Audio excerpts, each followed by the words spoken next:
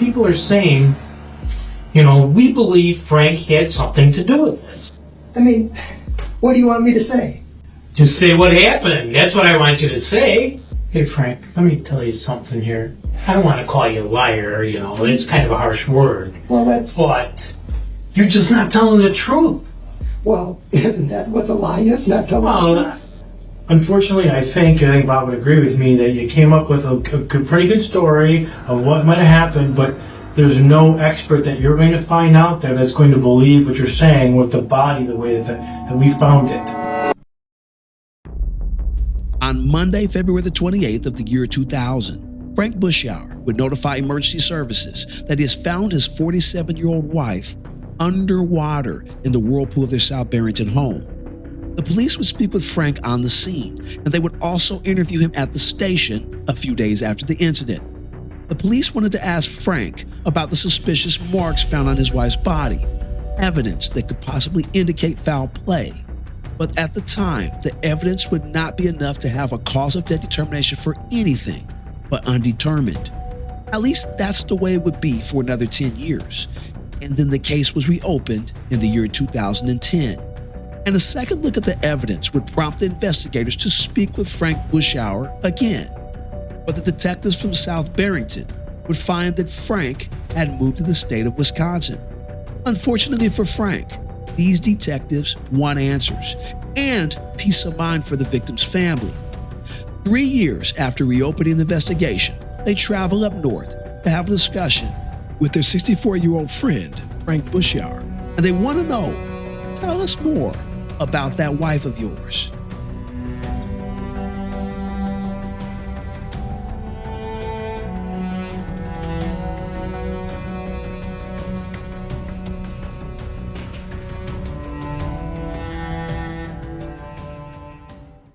That's all right. That's fine. We could take breaks anytime we want, I think there's a bathroom right outside the door. Yeah, I'll go see what we can get.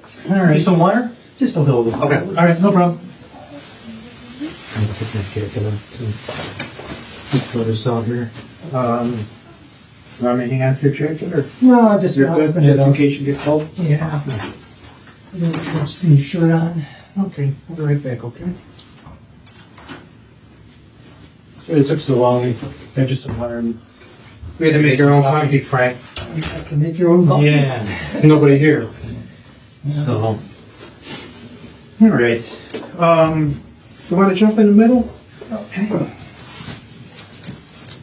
We can lay our books out and stuff like that and kind of go over things. Hey, Frank, do you go by Frank or? Okay. And again, my name is Bob. Okay? And that's Frank. So, just so,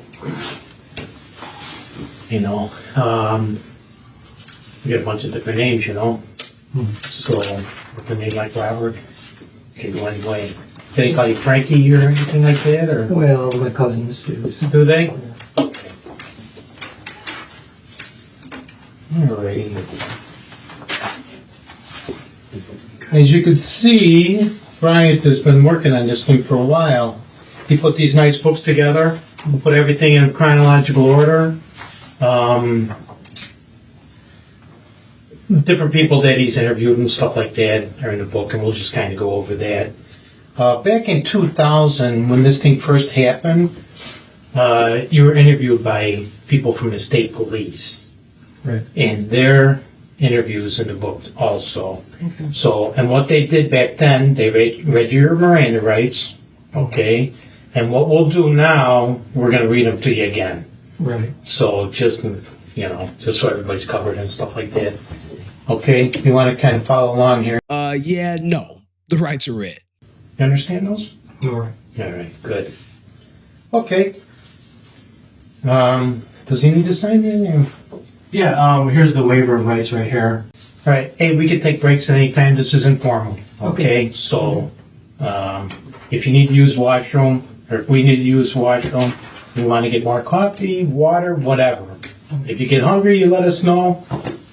So we want to make this comfortable for all of us, all three of us. So, Okay. I hope this doesn't take too long. I have a son in school. Yeah, we know that. That's why we wanted to stop by your house early this morning. Okay. So we wanted to get this thing done before there's any problems with your son. Okay. What time does he get out of school?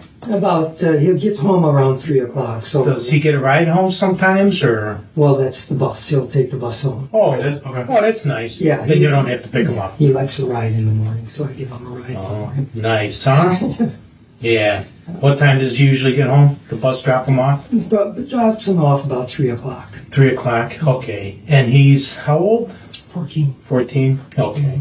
Now, why did I leave that part in the video? Because it seems like he tried to use his 14-year-old to get out of talking to the police. I mean, he was acting like his kid was 4 years old or something.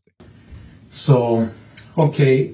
By looking at these, I see that Cynthia has a different last name than yours. Briscoe. Is that how you say it? Briscoe. Briscoe? Yeah, the H is silent. Okay. Okay. How come?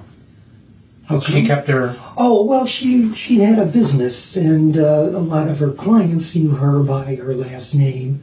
And so she was going to change her name. Even after 3 years, she didn't change it, but it didn't bother me. I mean, that's was up to her. It did help her with her business that people would recognize Dr. Risco, and Was she a doctor? yes. Really? She had a doctorate? Yeah, she had a PhD in naturopathy. She was, Really? yeah, holistic, naturalistic. Oh. Did she have an office somewhere, or where'd she operate out of? Well, that was part of the reason we built the house. Okay. She part of the house was an office, the one room. So it's been 13 years since she died. And obviously, when they opened up the cold case, they wanted to look and see if there was any issues with the couple, anything that was causing any kind of a strain or any kind of dispute. And the house turned out to be something that was talked about quite a bit in therapy sessions before she died. So we're going to hear a lot about the house. And the reason why is because they are wondering if there's a motive there. And that's why we're going to watch that. And so she eventually, she had an office on Milwaukee Avenue, Milwaukee and Nagel, right around there, someplace around there. Oh. And then when we got married, she wanted to have the business out of the house so she wouldn't have to travel that far. And so we built the house with that in mind. Actually, we built the house around her office pretty much. Okay. Yeah. Yeah. That's pretty far out, right? South Barrington from Nagel and Milwaukee? Right, but her clients followed her because she had a loyal following. Yeah. Really? Yeah. Did she have clients out that way? Is that why, or? No, she didn't have that many clients out that way. Okay. But, like I say, they would follow her. She had clients even from out of state, so that they would follow her. And she would deal with more like natural medicine stuff? Holistic. Okay. It was strange. Yeah? Why so? Oh, if you've ever dealt with kinesiology. Yeah. That's what my son's taking in school. Okay. He's actually graduating in a couple of weeks here. Okay. Well, kinesiology is a little strange. I mean, you're putting pressure points on different parts of your body. Hold your arm out. See how a can of Coke against your chest affects your strength and things like that. It seems strange, and yet it seemed to work at times. I don't know whether it was psychosomatic or whether it was. It might be legit. I'm not sure. That's what they teach. They're teaching it. I tried it. Yeah? Yeah, it was strange. But, Was it? But it was my wife, and it was her profession, and I respected her. She was quite knowledgeable, like a walking, talking She dictionary. had a PhD, right? She had a PhD. Yeah. It's unreal. Very bright woman. Very bright. Well, what is that kinesiology? It's like the science of movement and stuff like that, and muscles and stuff, and And the electrical current through the body. Yeah. And you mentioned earlier when you guys decided to build the house, that was kind of the beginning of were you guys, when you were first married, everything was good, or could you elaborate on that a little bit? Well, when you're building a house, first of all, we hired my cousin to build the house. What was that? My cousin. Okay. And probably a mistake to hire a relative to do your work. And so we got into it. Cost a lot of money, overruns in cost, and it was my cousin. My wife was very disappointed in the progress being made at the house, and rightfully so. And so there would, family is important to me. My cousin is important. I still love him, respect him. Was she right about them not being competent? The people he hired, I trusted my cousin. The people he hired, I'm not sure did. But let me see, I think they may have pulled the wool over his eyes, and by doing so had cost overruns on our house, and it caused a lot of conflict between Cynthia and myself. So. And when you mean cost overruns, how much are you talking about? Well, I know a little bit might be okay. How much are you talking about? Well, we're talking about a house that cost us $800,000 to build. Okay. That was the final price? That was right around the final price. Okay. When I unloaded it before I moved out, I lost about $150,000. So, yeah, there were cost overrides. Because how can you build a house for a relative or cousin and say, you can get your money back out of the house? And she priced houses around the area and said, you know what, this house is nowhere near that cost. And she was right. I mean, and I admitted it to her. I said, yeah, I know you're right. And we had a number of meetings with my cousin, and we discussed, all the details. And I said, they don't see it. That it's, it's our choices. We had granite countertops. We had beautiful wood floors. All these extras were something that added to the price of the house, according to my cousin. Well, we saw equivalent houses with the granite and other things, and nowhere near that amount. So It was more. it was. It was more. He underpriced it, maybe. I think he underpriced it, but I also think some of the men that he hired They may have taken advantage of it. taken advantage of him. They worked over the winter, and I don't think they got much done. The progress.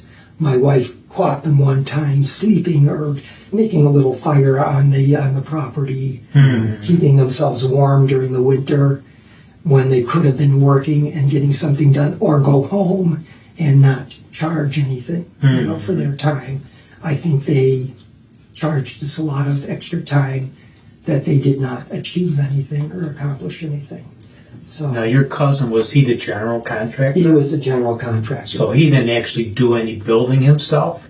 Yeah, Or was he pitching in? he was pitching in also. He would actually come on weekends Really? and work And help. and help and not put any extra charges on it. But Yeah.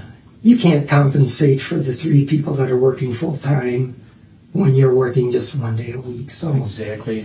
How about he has his own company? yeah, he's got it. He still does. Okay. Yeah, Antomin Construction.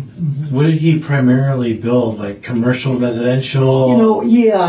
Mostly, white hen pantries. He did Okay. those type of things, and he did some houses, but nothing as big as ours. So would you say that this was like his first go at a house that size? At the house's size, yeah. He needed a lot of contractors beneath him, and he needed to control everything that was going Yeah, on. and I don't think it was controlled quite properly. Yeah, Okay. and so there were price overruns. It was caused a lot of conflict between my wife and myself, and that was just the way things were. Now, I saw in one of the reports that somebody, I think the building engineer from South Burlington, said that the house was delayed for almost a year or something like that. It was delayed to one spring because there was a lot of rain, and it was like this spring. Yeah, it was terrible. Okay. And so when we had the foundation there was a lot of flooding, and so the work couldn't proceed. And they were pumping the water out with a pump, like a sump pump, pumping it out. And there's still mud, and then we had. There was, when they poured the foundation, they hired somebody who got a real good price on bid on the foundation, and there was one wall that cracked and had to be taken down and replaced and all kinds of crap. So right from the beginning, huh? Right from the get-go. Trouble? Right from the get-go. Yeah. What, did you buy the property and there was nothing there? We bought the property and there was nothing there. It was a nice piece of property. It was Vacant lot? Yeah, it was kind of low and it needed a lot of fill, and we did bring in fill. We got some free fill from some places. The topsoil, I think we paid for some truckloads of topsoil, but the rest was mostly clay, free fill type No stuff. good, right? Yeah, it was no good, really. No good for doing stuff like that, right? Well, it was all right for the house. I mean, for you couldn't put a house in a clay foundation, so. Now, when the house was being built, were you still living in Des Plaines? Yeah. Okay. A house, did you say you had there? Yeah. Okay.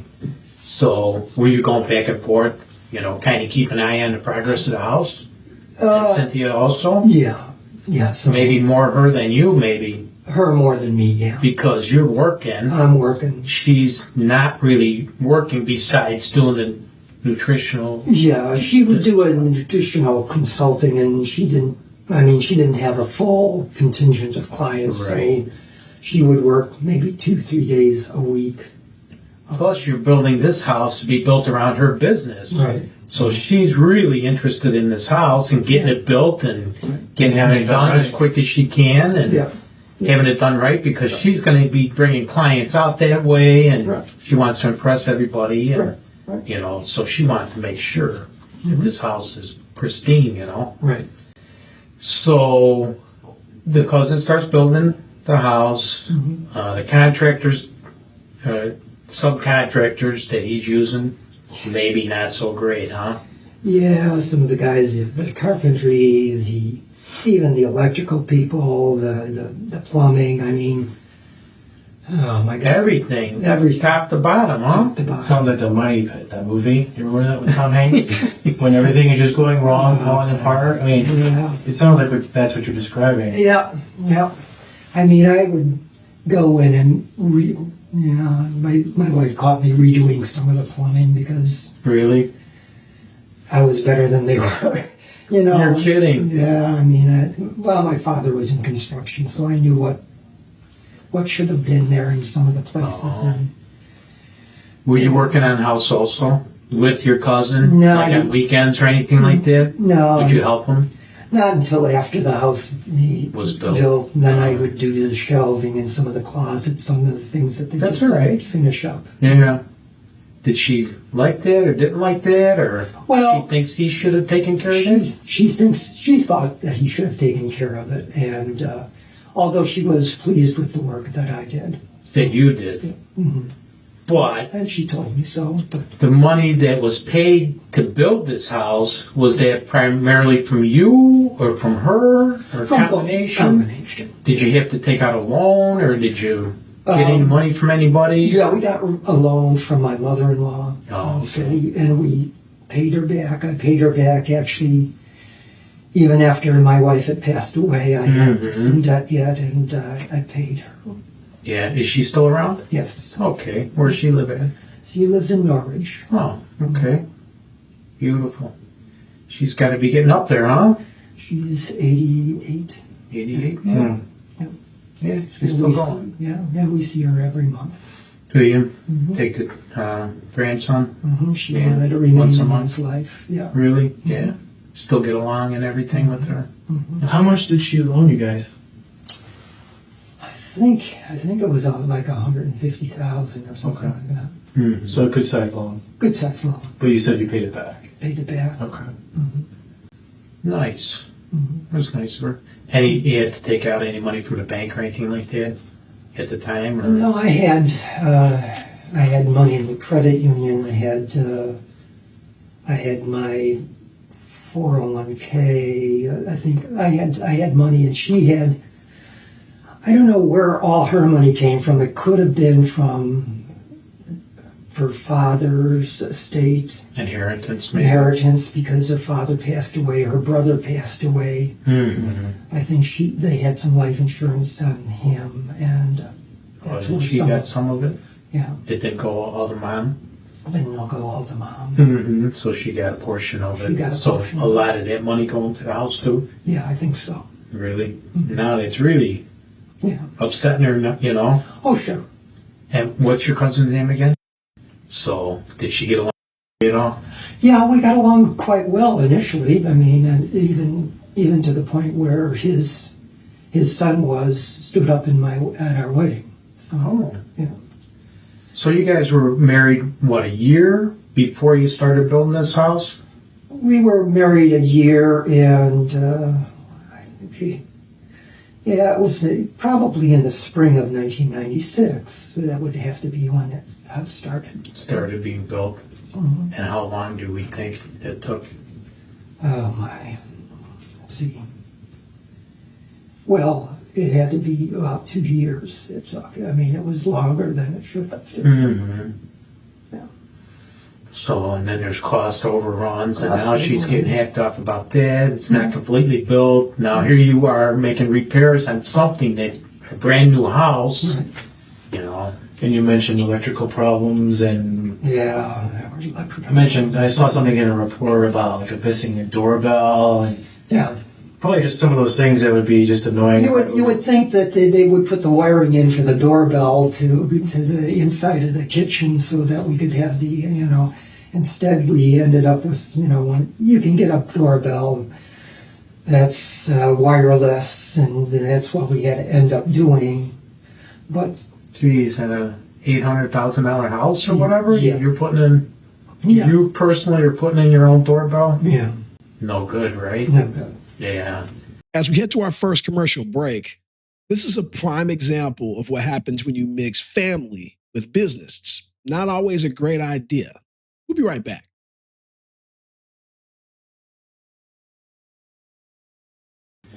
So, was he getting upset because she's kind of upset? Oh, yeah. I mean, we had... Were they going back and forth? Oh, yeah. And she wanted me to have a number of meetings with him, and we did have a number of meetings with him, and we had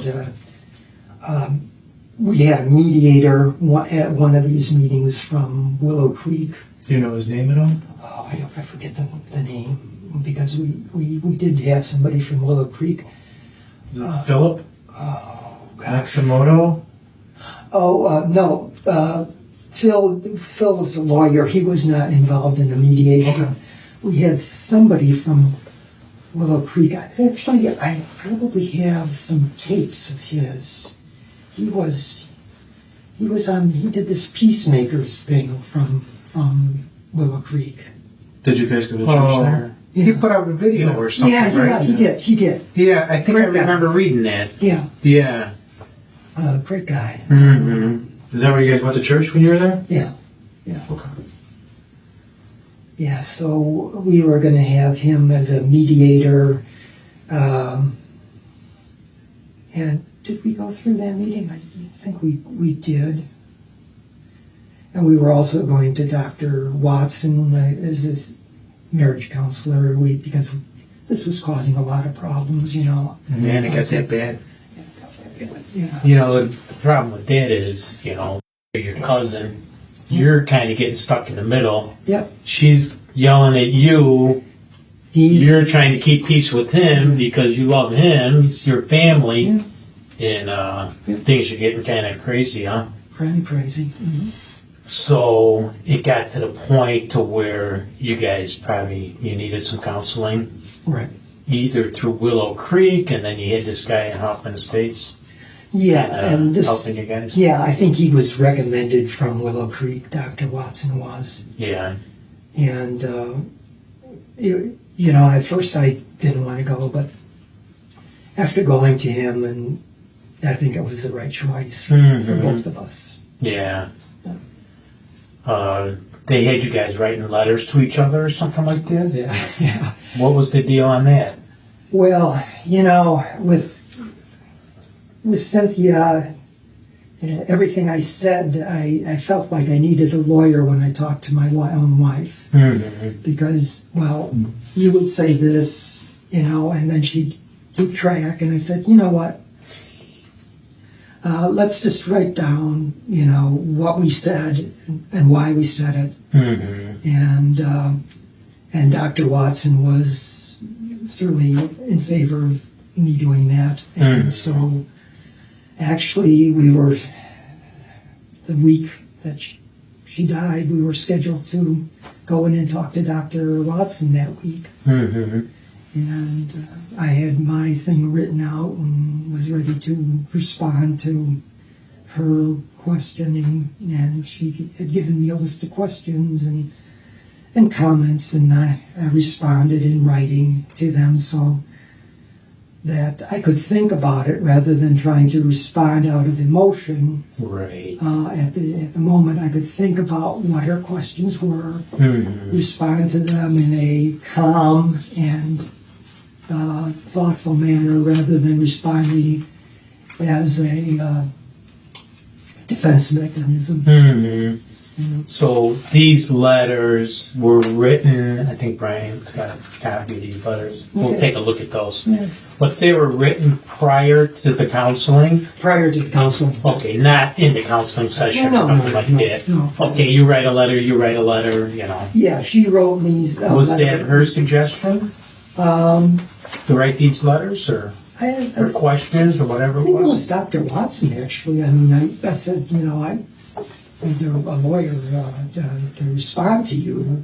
Did he feel that was going to be therapeutic for you guys? Or? Yeah, he thought he was in favor of it, and I was looking forward to going to the meeting because I had all my responses written out and was ready to answer, her.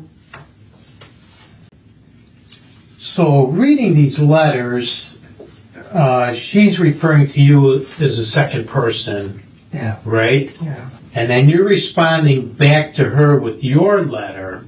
Yeah. Now, reading these letters myself, there's a lot of conflict, Sure.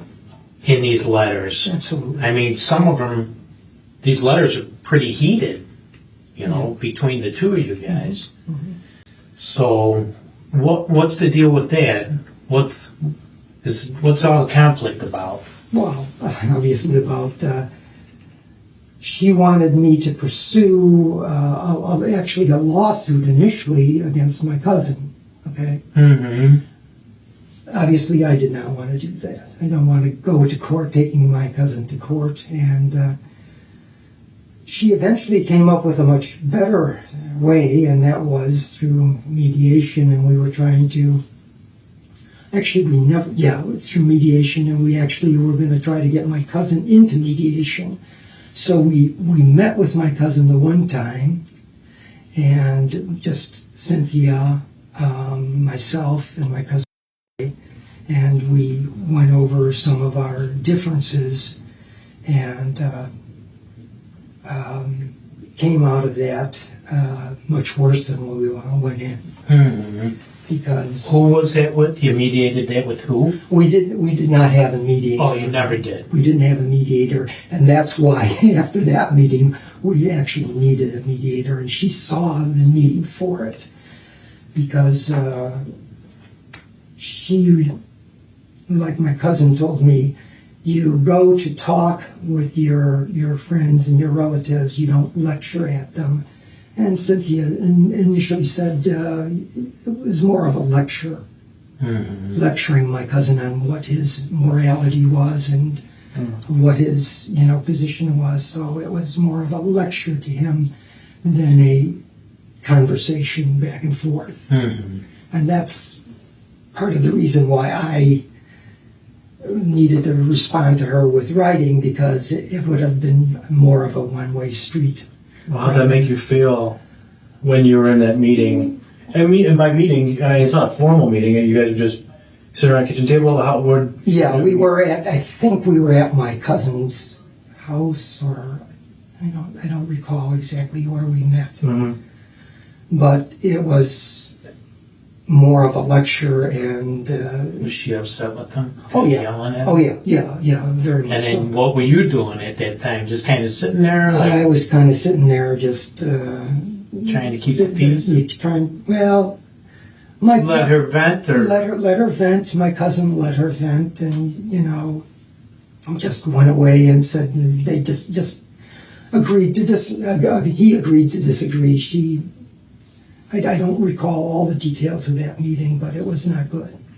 Well, how did that make you feel when you're sitting there and she's attacking? It sounds like attacking. Oh yeah, attacking. Yeah, it's an attack. How did that make you feel yourself? Well, obviously it didn't make me feel very good. I mean, I certainly resented it. I mean, the fact that she would do something like that. I mean, you discuss, you agree to disagree if there's something there, and then you don't accuse somebody of being immoral or I don't know what exactly the words she used. Mm-hmm. But was there any discussion at any point, or did it go right into being totally upset? Was this a progression, or was it? well, I mean, right away she was after him compensating us for the wrong that she perceived, and there was no proof of how much do you compensate for, and I think she was asking for $50,000, and Back? yeah, back. She wanted money back She from him? wanted money back, and she And wanted, he'd already spent it, right? yeah, he had already spent it, and they were telling me that they were in debt over this house, and that they Your cousin? yeah, and they needed more money, and she was telling them she wanted more money, and so it was. Was this in the beginning of the build, or No, after? No, after. Completely after the house is built now? Well, the Or house. was there? It was the structure's there. The landscaping's not done. There's no driveway. It's Right. it's And still. now he's out of money. You guys are out of money. Yep. And now what do you do? Right. So now she's blown her stack, because Yeah. it's not progressing. It's not progressing. So right away, did she call for this meeting? No, she delegated that to me, and So I set up a meeting. I want to set up- talk to her. Yeah. Kind of like that. Right. So that's what I did. I set up the meeting, and I knew before the meeting had begun what the results would be, because I knew she was very stubborn and set in her ways, and just didn't see the problem. And especially his wife. His wife worked as his secretary, and she's also, Did you get along with her? Yeah, but she's difficult to deal with. Is she? Yeah. Well, My cousin and I both married difficult women. To deal Oh, you did too, huh? with. Yeah. Runs in the family. Runs in the family. I mean, So how is his wife difficult? I mean, we could just say difficult, but how?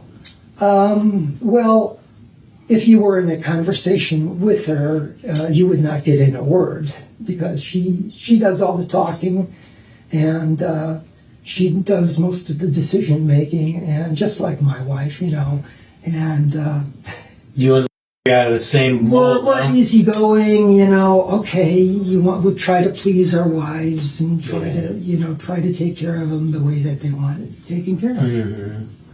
So he's probably getting the same kind of conflict yeah. that you're getting, Yeah. because now they're spending their money Yeah. to build this house, Right. and they're not getting compensated. Right. So he's getting it from her, you're getting it from Cynthia. A lot of pressure all around. Right. Was she present for the meeting? His wife? I don't think. Yeah, maybe she was. I can't recall. I mean, I know most of the talking was done By Cynthia. okay. She was the one lecturing.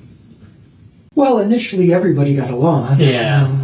Towards the end, No good. No. I mean, my wife said she's the devil. You know, she was so upset with. Yeah.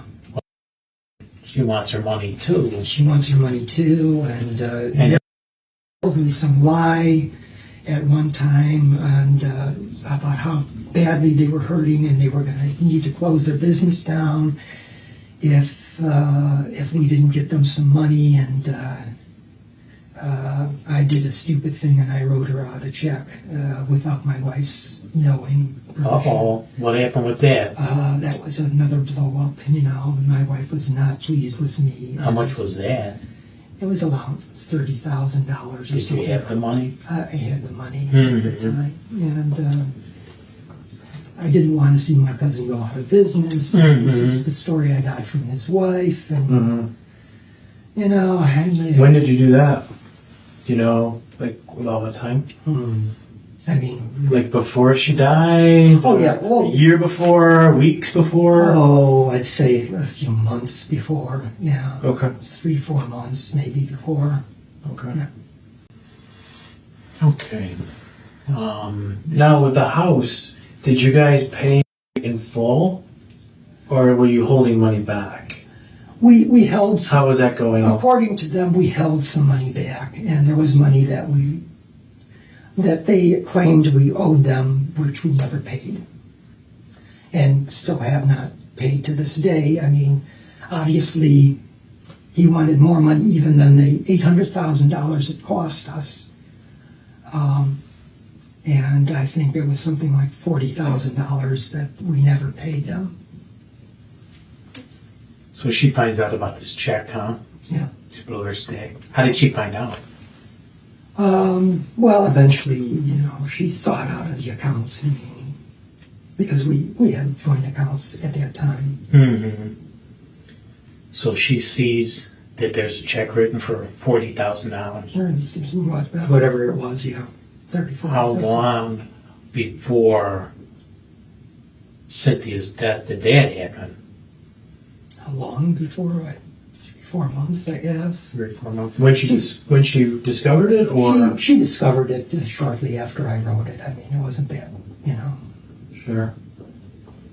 And how did that interaction go when she found out between you and Well, she was steamed and silent, and I didn't say much more. I mean, I just said, I don't want to see my cousin go out of business. And then she, of course, told me about me being such a terrible person and being the devil incarnate and all this kind of stuff. And I said, well, okay. so that check was written maybe about 3 or 4 months Yeah. prior to Cynthia's death. Yeah. How about these letters? How long before? Those were 2 or 3 weeks. 2 or 3 weeks. Yeah. And then how about the mediation when the 3 of you guys were sitting together? Oh, that was not me. We never got into mediation. We never No, got to the point. between the 3 of you. Oh, between the three of us. They have the a meetings, I guess? the meeting or whatever you want to call it at his house. Remember That might have been 5-6 months, probably a month before I wrote out this check. Or something. Oh, okay. So maybe 4 months. The meeting went together, Yeah. and then how long after that was the check written? Oh, I don't know, a month maybe. A month after that. Yeah. So, and things kept on getting worse Yeah. Yeah. to the point you guys are now going to counseling. You got this stuff going on here with these letters. Kept on building up. Is this an everyday thing with her in this house? I mean, it sounds that way. I mean, Pretty close. I mean, yeah, it's like I described it as being nibbled to death by a duck. Really? Yeah. For you? For me, yeah, because it would be a constant reminder, a daily type thing. Was this going on as soon as you woke up in the morning? boom, she's on you? Well, no, not quite that bad. No? Not quite that bad. I mean, there were a few days, especially after we had gotten married. I mean, after it came into our lives. Mm-hmm. And we were trying to make things work, you know. Mm-hmm. And so, I mean, she had everything she wanted. She had the house, she had the office, she had the child. And so I think things were actually getting a little bit better. Yeah. What was the deal with it? Was there negotiation about adopting the child? What was that all about? Well, it was, we had both wanted children. We were older and we were no longer physically capable. Mm-hmm. I mean, we were looking to have children.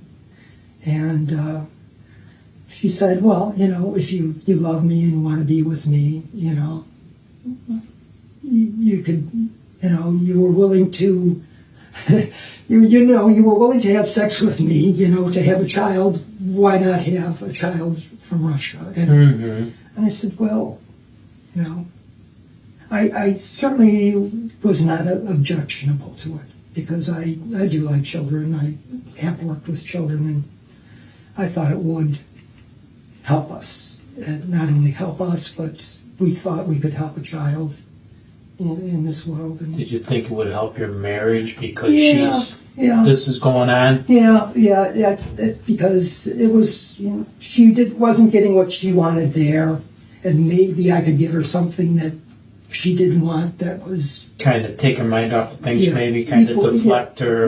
equally as important. Yeah. Well, you keep her busy, and Yeah. she's talking about the baby and not the house. Yeah. I mean, was that the motivation, more or Well, less? I mean, that- obviously, you know, for us now, we're all a little bit older. Yeah. I mean, even for myself, having a child right now, you know, you worry about your age and stuff like Oh, that. sure. So was the hope really that this would calm things down for you and give you that time to get through that, whatever was going on, as you call it, nibbled by a duck? Yeah, I just wanted to let her know that I was still totally committed to her. And that I was willing to, you know, even go as far as having a child with her just because I was committed to her. As we head to our second commercial break, I'm going to make a couple statements. Tell me if you agree with these. If you're a couple, a boyfriend and girlfriend, and you're arguing and fussing and fighting and the police are being called all the time, getting married is not going to fix that. I think the same thing can be said about having a child. If you're a couple and you're fussing and fighting and things aren't going well, having a baby isn't going to fix the marital problems. Do you agree or disagree? We'll be right back.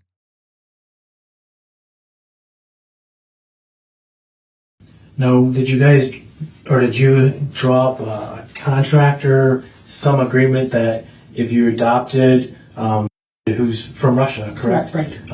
That she would drop. No. That shouldn't be part of the deal. I mean, Was that brought up by anybody? no. Was there any discussions that, you know? No. I think that was in the letter. Was there something in the letter about that? That, you know, I'll agree to adopt this child if you agree to lay off the stuff with the house. You'll have to show me because I don't recall that at all. Well, let's go, just go real quick to, I mean, how would you describe Cynthia when you met her? Like, what kind of person was she? A very focused person, highly educated.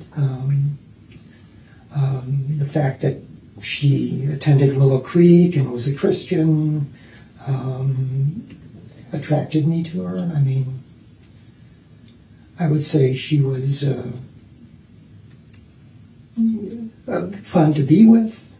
When we went on vacation, she was fun to do things with, you know. So, And then when you got married, did it change at any point? Because you know how relationships can change once you kind of make that commitment to each other. Did she expect something from you? How did things go from there? yeah, I mean, I think rather than being focused on the marriage. She was more focused on this office, on the house, much more focused on her wants and needs than our wants and needs. Mhm. So that's how I felt about the situation. Rather controlling, because when I wanted to watch a football game or do something, related to some fun activities, it was, well, I'll let you, watch that football game or something. Was it that? Yeah. I mean, I shouldn't have to ask for permission Right, to watch a exactly. football game if I want to watch a football game. How about like going out with the boys or going to any kind of church Well, I was groups so or busy. anything like that? I was so busy at work. I mean, when you work for UOP, it's sometimes you have to take a trip on a dime or just Did you do that often? not too often, but a few times when I had to leave and she was there. What did she think about that? Well, she didn't like it, but it was work, and she What are you going to do? she realized I made a pretty good living, and so When we were talking about the adoption and stuff like that, it looked like you were kind of getting emotional. What was that all about? Well,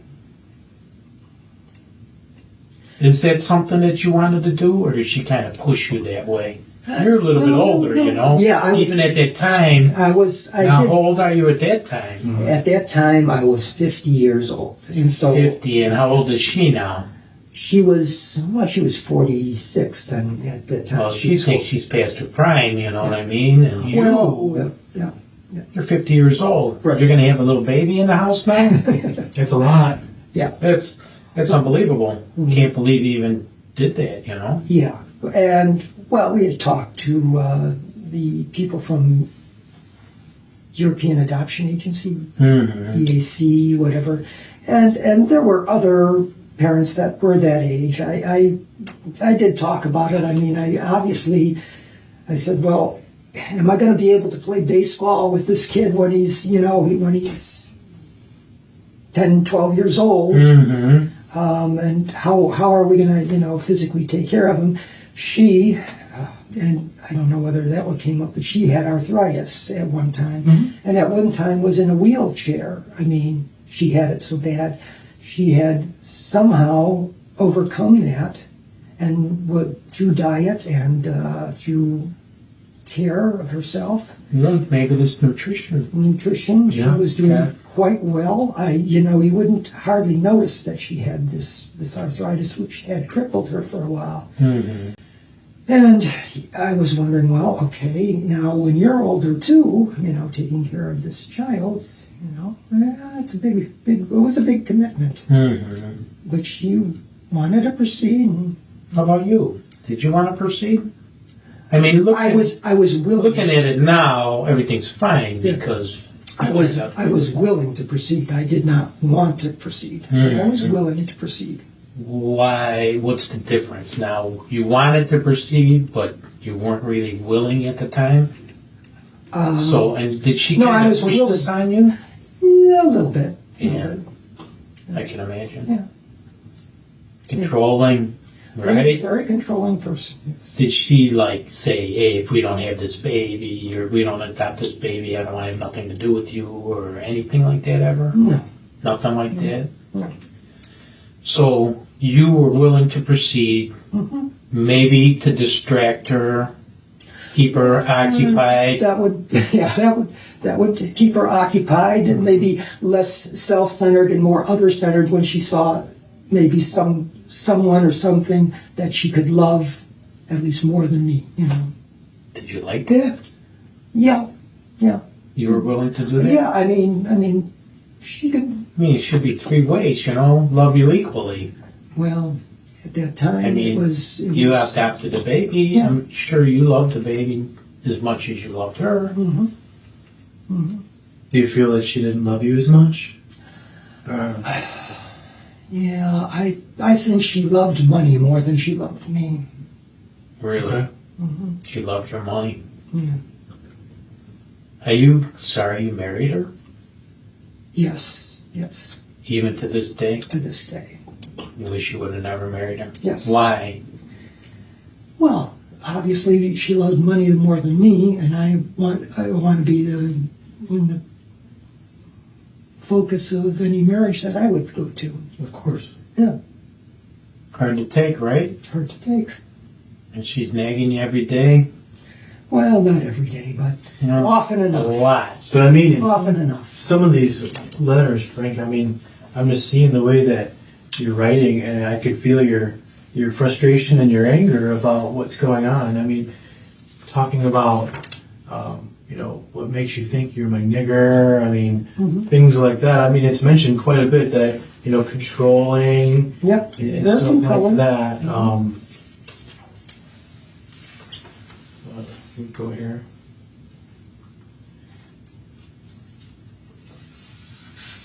From letter number 8, I'm just going to read this little paragraph real quick. When we are in church, you will write out a check for the amount that you want and hand it to me, put it in the offering plate. My mother did this to me as a child. Maybe saying that you treat me like a nigger is wrong, like a child may be more appropriate. Right. I am not your child, nor should I be made to feel so. When Bob and I read these letters, we could feel, I could feel the way that you felt about the situation, and I can kind of, put myself in your spot. If you're not feeling loved, how did that make you feel? I could see it on the letters, but how did that make you feel? Because you mentioned it quite a bit. Yeah. Well, if you don't feel loved, you don't feel good about the relationship. But Right. I certainly felt that love is not just an emotion. It's something you work at, and that's what we learned at Willow Creek. That you work at a relationship, and if you make a commitment, you keep working to make that commitment better. And so I felt that our marriage should be more, not even other-centered, but because we were Christians, it should be Christ-centered. And so our relationship, and once our relationship would be Christ-centered, then we could maybe be other-centered and each other-centered. So I felt that we should be working on that relationship. Do you feel that? Or? Well, it wasn't working at the time, but I wasn't giving up on it. It was like, let's keep, there was one time I did pack my suitcase and was ready to head out. And that was right before we flew to Russia, and we were going to get it. When did that happen? It was Thanksgiving of '99 around? Yeah, it was Thanksgiving of '99. Okay. And I said, well, I was ready to walk out, and she said, no, we can work this out. Well, Why were you ready to walk at that time? well, I was, here I'm doing everything for her and with, including doing this adoption and She's still giving you the business about the house. She's still giving me all kinds of business, And I'm saying, well, if I can't please you, maybe I should just be out of your life. Is that what you told her? Yeah. What did she say to that? She began crying, and she didn't want that to happen either. And so we, I talked to her, and we agreed that we would go ahead with the adoption and that we would try to work things out. And as we traveled to Russia, there was no talk of the house. There was, we were focused on the adoption and it into our lives. And it was a good couple of weeks there. Good move, huh? Good move. In the beginning? Yeah. But still, Yeah. Well, still she's our companion. Well, yeah. Yeah. But you went into the adoption, and tell me if I'm wrong, you went into the adoption thinking that you shouldn't have married her? Or when... Yeah. That it was a mistake? I felt it was a mistake, but we live with our mistakes. We often live with our mistakes, and I just, felt that divorce. I don't see divorce as an option for marriages. I think that's a poor choice. if at all avoidable, it should be avoided. And that people should work at their marriages. I mean, everybody has a marriage, and there are difficult times in their marriages, and they need to work at it. Hey, we know better than anything, too. We're married, too. Yeah. So, it's not easy. No, it's not always easy. So, and especially if there's issues, Yeah. you know, with the house, and money is the main thing Yeah. that most people argue about. And the bad part is you come home to it every night, you're there, I mean, it's your central location, and that's the one thing that you can call home, and she found it as a problem. Yeah. It's tough. Yeah. Hey, Frank, let's go back to the day that this thing happened, or it looks like it happened on the 28th, but let's go back to maybe the 27th, Right. the evening before. Right. What happened What happened? on that evening before? Well, I was tired, ready to go to bed, and because I had work the next day, UOP, had to get up early. She didn't have any commitments for the next day, so she was up, and I don't know whether she was, she might have been vacuuming the bedroom for all I know. She was always, Do you know what day that was? well, Day of the week, like Sunday, Monday, Tuesday, well, that had to be on a Sunday. Sunday. Yeah, Okay, yeah, because it was Sunday, and I was going to work the next day, that's the 27th. Would have been a Sunday. the Sunday. Okay. Yeah, and she decided she was going to take a whirlpool bath that evening. Her joints were aching. Maybe all of this frustration was getting to her. She was running a slight fever that evening, about 100 degrees. Now this is Sunday, the day before? Yeah, the day Okay. before. Mm-hmm. But we had the whirlpool tub. The sauna was not working because there was a crack in the floor. Mm-hmm. My cousin didn't fix. And so she was going to fill the whirlpool tub and take a... We're going back to Sunday now. Let's go back even further, Okay. like the weekend. Yeah. Were these letters involved that weekend? Yeah. Like Saturday? When did these come into play? I think Saturday I gave her my copy. I think it was Saturday. So she wrote the letters. Okay. Yeah. Now, so I can get this straight. She wrote the letters Yeah. maybe the week before, or how long before? Oh, yeah, I would say at least a week before, maybe 2 weeks before. And 2 then, weeks prior. So she's been thinking about these letters yeah. for 2 weeks at least, let's say. I would say 2 weeks because that gave me enough time to respond. Did you know these were coming? Yes, Oh, okay. yes. That was part of the deal with Dr. Mm-hmm. Okay. We were... So you know it's coming. Yeah, and I was, I certainly agreed to this, and I knew she had a number of questions that she wanted to ask me, and Dr. said, fine, and I said, but I'd like to be able to respond written because Mm-hmm. I don't want to be too emotional or I Right. want to be thoughtful on my responses and not say something that I would regret later. Mm-hmm. So, 2 weeks coming, she's writing a letter. Yeah. So when did she drop the letter on you? Oh, I don't know. I think it was probably 2 weeks prior to. I think I had at least a couple of weeks to respond. I mean, Oh, that okay. that took me some time to. Yeah, she drops that bomb Yeah. on you, and then now you're writing the response. Right, and then I gave her the response. I don't know whether it was that weekend or the weekend before, or maybe even midweek. I don't recall the exact time I dropped that back in her lap. Mm-hmm. So the Saturday before, Yeah. are you guys talking about these letters? Um, When do you guys get together and exchange these letters? Or you give her your response?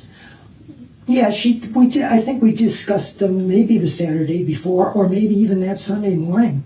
Sunday morning, even maybe. up to that? Yeah. How did that go? It went all right. I mean, she just said these, and she did have some thoughts on all of these, and I don't recall the writing, but she did discuss with me a little bit that. So Saturday, maybe the Saturday before, maybe even the Sunday. Maybe even that Sunday. Sunday was the 27th, it looks like. Yeah. Yep. So the 26th, these letters are going on. Yeah. Now these are heated letters, right? Heated discussions? No. What? How did that go? No, the discussions weren't. If I'm looking at these and she's blasting me, All the heat and came, you're trying to... Most of the heat came out before these. I mean, I just responded, and that weekend, no, we actually had, it was actually a pretty good weekend, because what we were doing was that evening, I believe it was during the day that she responded there, and we took a walk. I think we even left, did we take with? I think we even left him he was napping at the time, so we took about half an hour walk or something around the neighborhood. What day was that, Saturday? That was Sunday, probably. Sunday now? And we talked a little bit on the outside, and then came back into the house. While you were walking Yeah. the neighborhood? Yeah. We walked the neighborhood a little bit, came back in, made dinner together. I remember making dinner because I would always chop up the vegetables and stuff. What did you guys have? We had a soup, a beet soup. She liked beets, and then we had carrots and onions and things like that. And I think we put some garlic in there. See, that's that healthy stuff. Healthy you're stuff, talking about. yeah. That's good stuff right And there. well, what was funny is when we gave it up, we gave him some, and he took a little bit, and it was a little on the spicy side for a child that age. How did that go? But it went pretty well. He liked it? Yeah, he responded pretty well. He was cute. He was always cute. Yeah. Yeah, he was a cute kid. So you guys make dinner, Yeah. and then what happens after that? Gosh, play with him a little while. You know, he was probably on the carpet playing with him, and I think she might have been on in her. I usually played with her, and she would be in her office taking care of things for maybe her clients the next day or something like that. Because I usually took care of her on the weekends. Did she have people come to the house? Oh yeah. Even on weekends too? Or did she Sometimes, save yeah. the weekends for family? Sometimes on weekends. Yeah. I don't. Do you remember if she had clients that weekend or no? That weekend. I don't recall. Maybe on Saturday, but certainly not on Sunday. I Okay. don't recall. So you guys make dinner. She's in the office maybe. Maybe. You're playing with it. Yeah. Okay. And then what happens? Getting ready for bed. I mean, we had probably had dinner late. You usually had to leave dinner later in the evening, 7 o'clock maybe. Playing for a while, getting him ready for bed, getting him changed, ready for bed. Maybe did a little reading. I went to bed. I know I was watching some TV in bed, and she wanted to take the whirlpool. So, Did she do that often? Yeah, she did, and I turned down the water, heated water downstairs, and she'd turn it back up. So I was wondering whether she turned it up. What happened? Oh, she would take a whirlpool. I mean, she'd put straight hot water in there. I mean, she wouldn't mix it with cold water. I couldn't even take the heat that she would put in there. So, so I turned the heat and hot water heater downstairs so it wasn't scalding hot. But that's the way she liked it because of her arthritis. She said it felt good for her joints and the pain. Have you ever taken a whirlpool? Oh, yeah. Oh. Together or just separate? We took it together a few times, and I I certainly. mean, to the point where you couldn't stand staying in there, or was it okay? If the water was so hot. Well, I'd have to have some cold water coming in before I go in. All right, so she goes into whirlpool, Yeah, and where are you at this time? I'm in bed. I probably watching a little bit of TV. And then I turned the TV off. I had my book. We had an assignment in the Peacemakers, the book. Peacekeepers, I think it was. Peacemaker. Peacemaker? Okay. And I was reading the book and put it down for a while and fell asleep. Do you know about what time that was? It was maybe between 10 and 10:30, somewhere around there. Because then work is the next day. And so I fell asleep there and didn't wake up until I heard crying from, which was about 2:30 in the morning or so, and I rolled over I thought it was her turn to, take care of him, and, it's like, Cynthia, you want to go into, the other room and roll over, and she's not there. And then I hear the motor in the top going. I knew she was in there. How did you know she was in there? Well, the motor was going. I mean, it was like, oh no, so I got up and ran in there and found her. How did you find her, Frank? I went in there and I was looking, and the top of the tub was covered with scum of some sort, and apparently it was her vomiting. And I looked for her, the water was still running in the tub, and I didn't see her. And then I reached down, was looking, and I think it was at the opposite end, and I reached down and picked her up and saw her face. And I knew she was dead. How did you know? Well, I mean, she wasn't breathing. She had been on there, and then I pulled her out of the tub over the side and onto the floor, and then I just left and went into the bedroom and made the call. Do you know how long before the time you pulled her out of the tub till you called 911? A matter of minutes, 5 minutes. Okay. Could you kind of explain to me the layout of the tub? How does the bedroom, Well, where is the tub compared to the bedroom? well, the tub, the bedroom is here, and then there were two vanities. There was a door, two vanities, and then there was another door into the bathroom with the whirlpool tub. So she had closed the first door and the second door, and then she was in the tub, and of course you could hear it going from the bedroom. But the tub was a raised tub. It had one step there, and then there into the tub, and then there was a window in the back overlooking the backyard.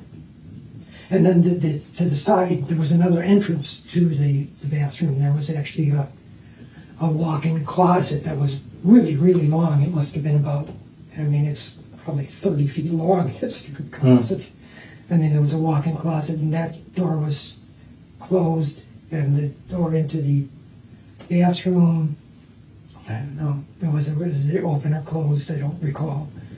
But there was another door, another entrance into the bathroom that way. So there are two entrances into the bathroom. Did you say there's a door between the bedroom and the bathroom? Yeah. One door?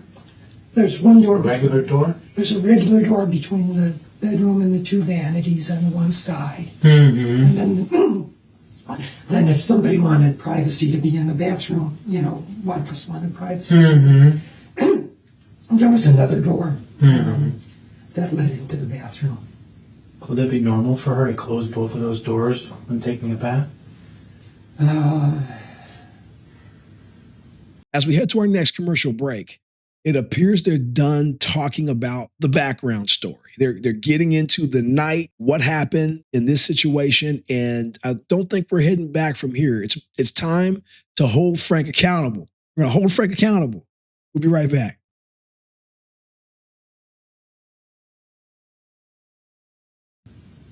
Yeah, I would assume it would be. I mean, her mom used to say, her mom told me she used to stuff a towel in between the door and the bathroom when Cynthia would take showers or baths, just so she could monitor her. And I should have done the same thing. Did you usually when she took a bath, would you help her out? Would that be normal for you to do that, or? Well, no. I mean, once she decided to do something, it wasn't, she never asked my permission or never, it was just, she would do what she wanted to do. And no matter what the time of the day or night is, Mm-hmm. And so she went in there, and I should have known better, but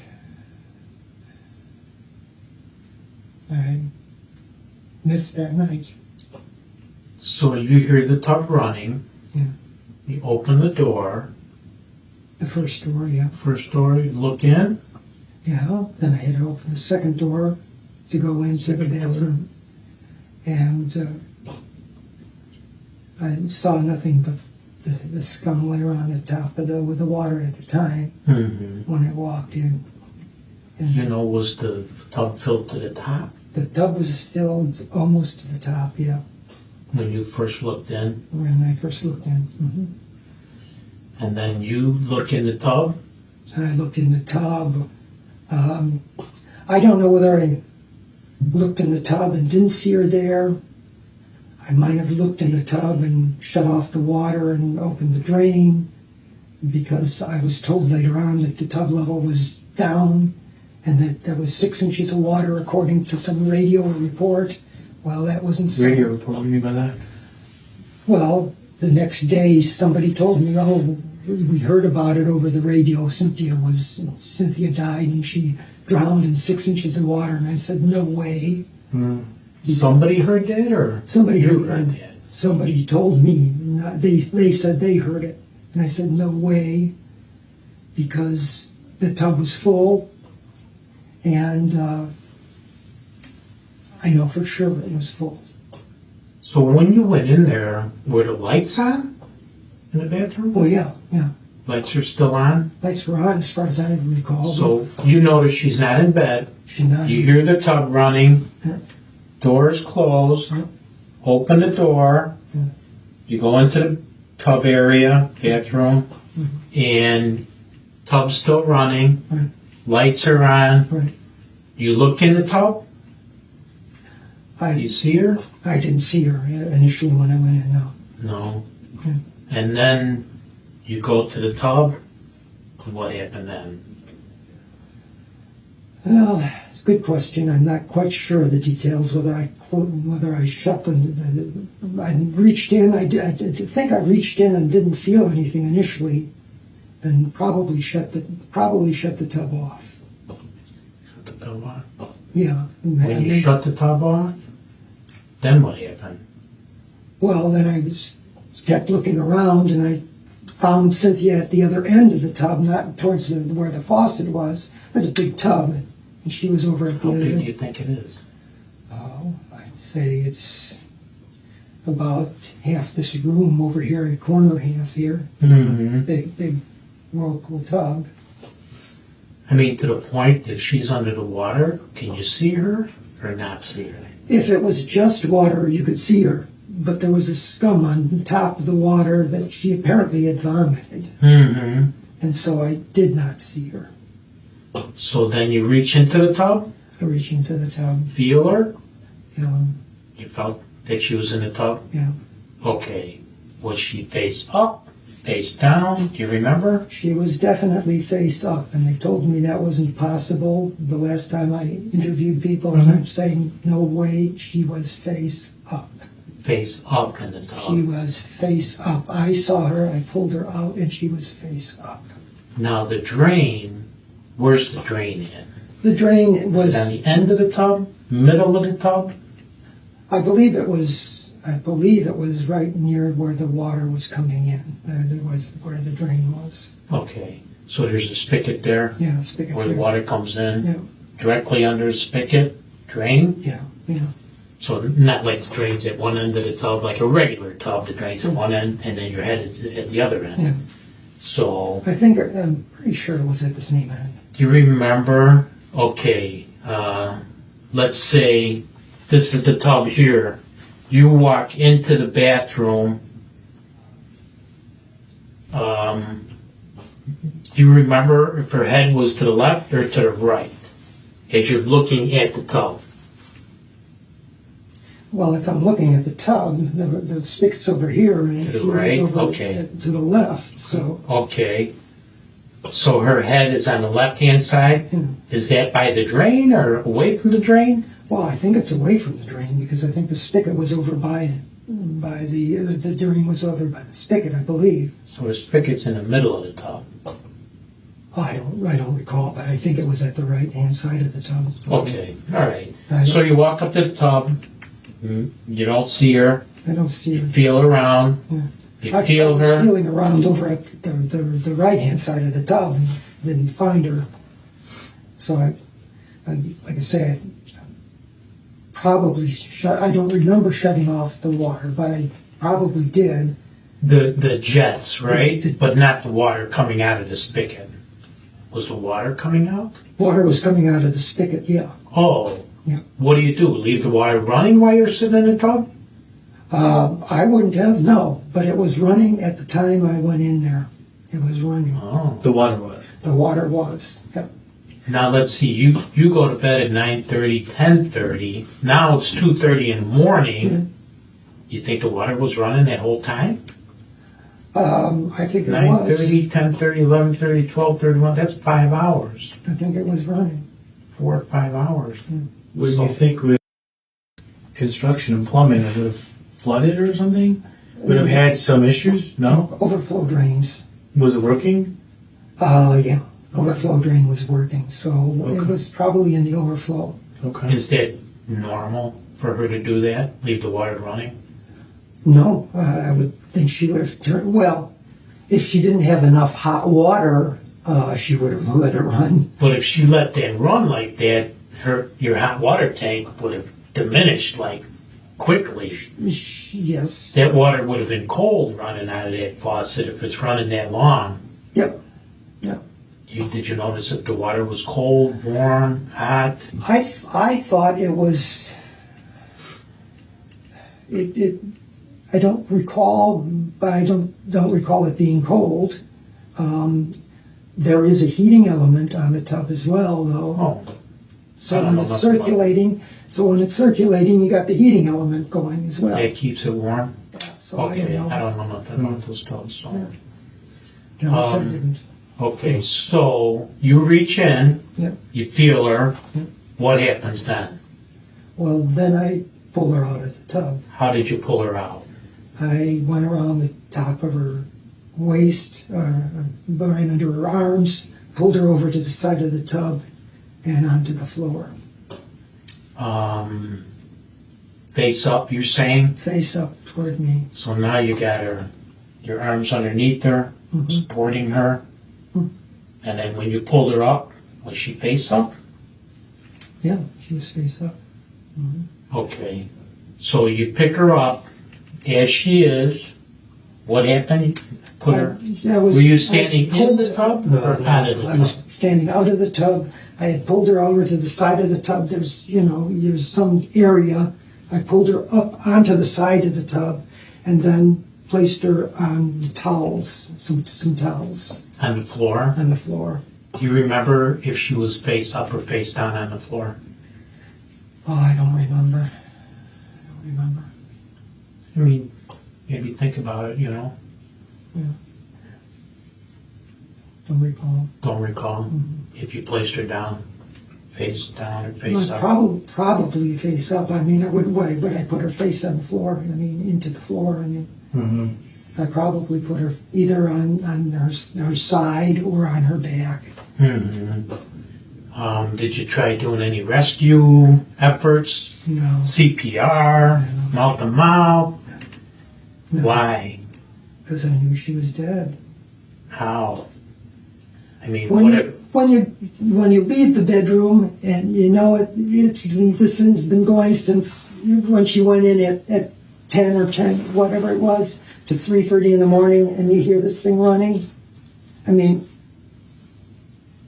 Did she have any signs of death other than maybe no pulse that you saw or noticed? signs of death. I don't know what would be a sign of Rigor death. mortis, morbidity, anything like that? No, I didn't notice anything like that. Okay. Just so I can understand too, could you just, if you don't mind, stand up and just show me how you actually got her out, just so I don't mistake it. Okay. Yeah. Okay. So Well, like, say this is the tub right here. okay. If this is the tub right here, I was down like this, bent over. Is this the actual like outside here and there's a step you're saying? There's a step there. Okay, so you go here and then what did you do? I pick her up. I pull her over to the side, helping with her with this tub, supporting her on the side here, putting her down on the floor over here. Was she directly in the front of the tub or? She was probably towards the back on the side. There. Okay.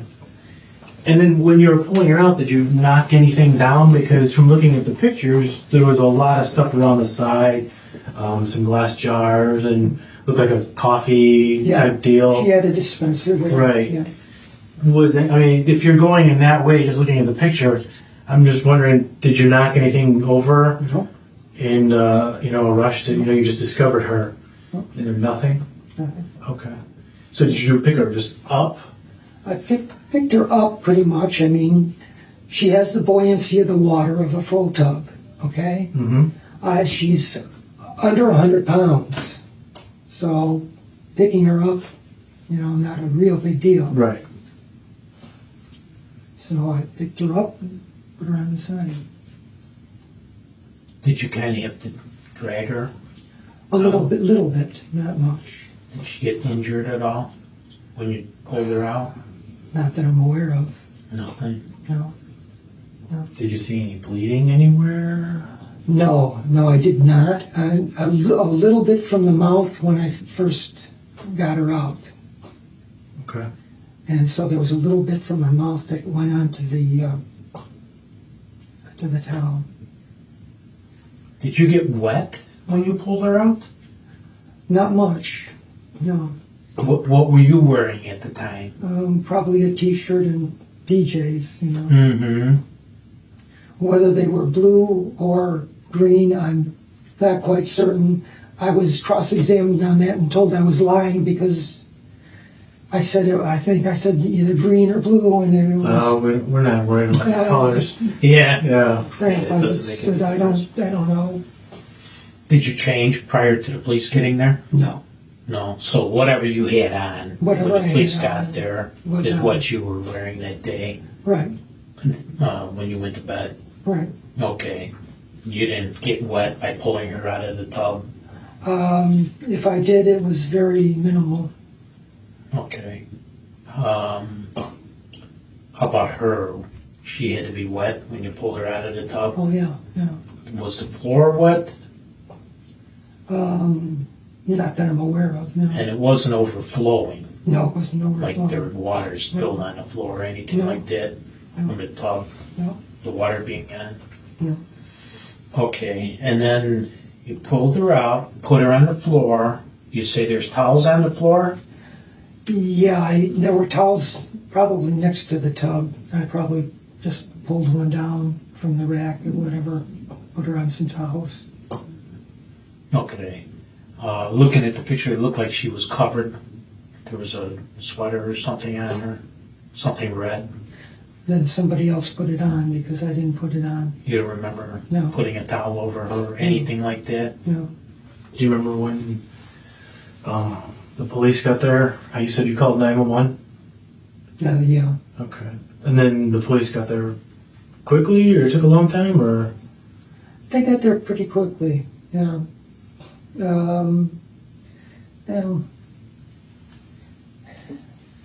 15 minutes to half an hour, maybe.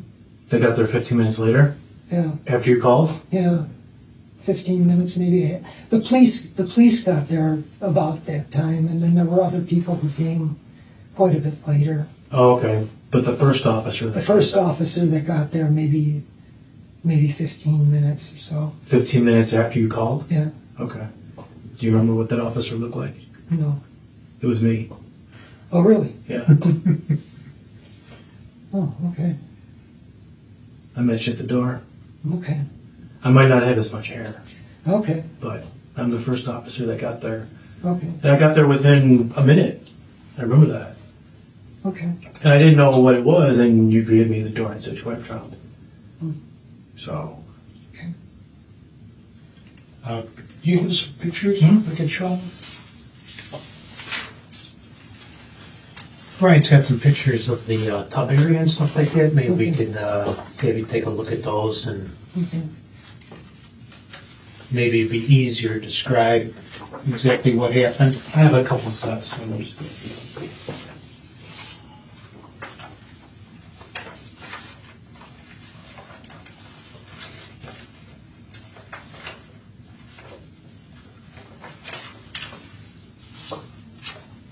Have you seen pictures? Did they show you any pictures way back when? They showed me some pictures. They showed me that her knuckles were scraped, and I really don't know how she got all those injuries. Well, let's take a look. Let's take a look here. I had a couple of them. I got some smaller ones too, but these are just the big ones. This is, That's the house, yeah. I'll mark this house 1. That's the house that you lived in, right? Right. I remember 2:30 in the morning. I got there pretty quick, and I met you at the door right there. Yeah. Here, look at these two. Yeah. What do we got here? What's this? Can you describe that for me? Oh, I got a the toolbox there. I don't know. That's our bed. It was in the bedroom. That's actually one of the evidence officer's toolboxes there, I believe. But I'll just mark this as Okay. bedroom Okay. 1. Okay. And is this the bed that you were saying that you fell asleep in? Yeah. Okay. And then I believe, would you describe this picture here as what I'll call bedroom 2? Okay. Well, obviously that's the. Is this the bed here? Because it looks like bedding. Yeah, it's just the cover on top of the. Right. Like your comforter or whatever? Yeah. And is this the view Yeah. into? Yeah. That's And these are the 2 doors right here that you mentioned? right. The first one here, and then the one further down, and then in the whirlpool right there, correct? Right. Are these solid doors or louvered doors? Those are solid doors. Both of them? Yeah. Okay. And then the one thing I do remember when I got there, and you brought me upstairs rather quickly, is that she was covered with this red sweater. I remember that right there. So we'll move on. This is bedroom 2. and moving on to the next picture here, which is, we'll just put victim 1. Is that what you covered her with? I don't recall covering her with anything, but Okay. Where's the whirlpool at this time?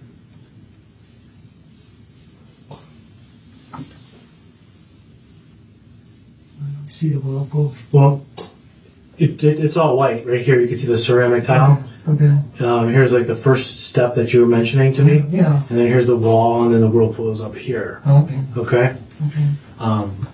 Is this where you laid her down?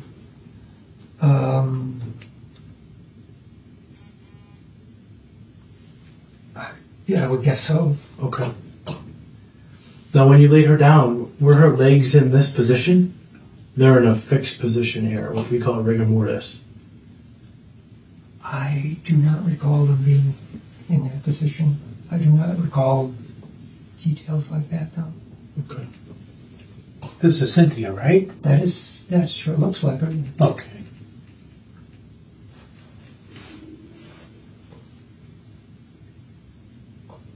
So this is Cynthia 1 then, right? We'll make it- Victim one. Oh. So we'll just put, Let's call it Cynthia. yeah, we'll call her Cynthia. Okay. Okay. Now, Here's another view. Oh, Cynthia 2. Okay. Okay. do you recall, here's, now you can see the whirlpool in this one, and she's laying next to the tub there, face down.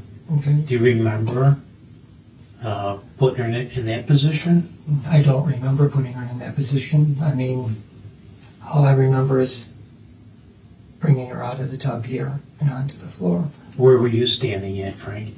Well, I had to probably get up on the step here in order to do that. This step or way up there? This step right here. Oh, The first step. First step. Yeah. Okay. So you're standing on that step. Initially, you stand on the step, you look in the tub, don't see her. And then what do you say? You start feeling for her Feel. because the water's high. Mhm. And then you feel her, you see her face up, and then you reach in, pull her by under her arms. Probably under her arms, yeah. Mm-hmm. And kind of pull her head first over here, Yeah. and then just kind of slide her, Mm-hmm. or did you lift her up and place her down there? As far as I recall, I slid her out, but I don't recall lifting her. Lifting her? Mhm. Because she's not that heavy, you know. No. You could lift her there with no problem, right? Probably. Mm-hmm. And then maybe with the adrenaline flowing or something like that, you might have a little extra strength. Boom. Pull her out. Okay. Here's a picture of the whirlpool inside. I'll call that whirlpool 1.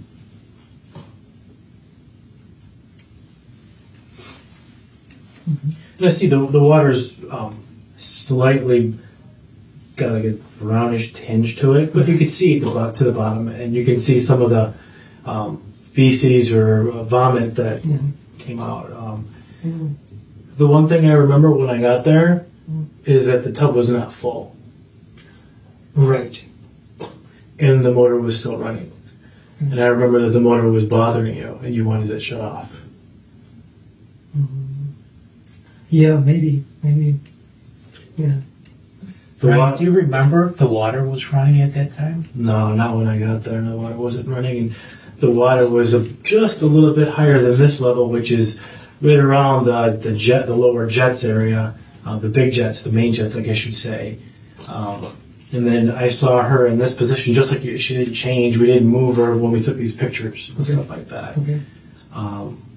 Anything that I'm telling you is incorrect? Not that I'm aware of. Okay. So when you got there, the water level maybe below the jets? Is that why it's making so much noise? It could have been. The motor was definitely running, and it No was, bubbling? No.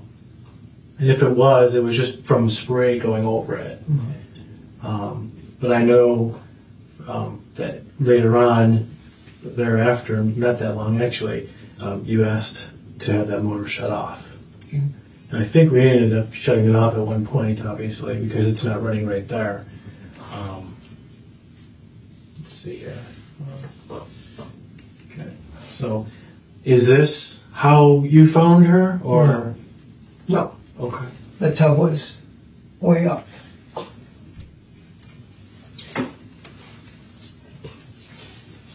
And you can see right here on this one, in this picture, this part on Whirlpool, but there's actually some of that scum that you talked about. Either it's vomit or feces, I'm not sure what it is, but it was at that level. Right. So I could see that the water was at the level at one point. At one point, it was at the level. But when I arrived there, within a minute or two after you calling, I mean, I was right down the street. I was actually at the movie theater down the street Okay. when you called. So it was, at 2 in the morning, there's no traffic. So I got there real quick. Frank, how does the level get from being way up there to way down there within a few minutes? How does that happen? Well, apparently I shut off the spigot because it was running, and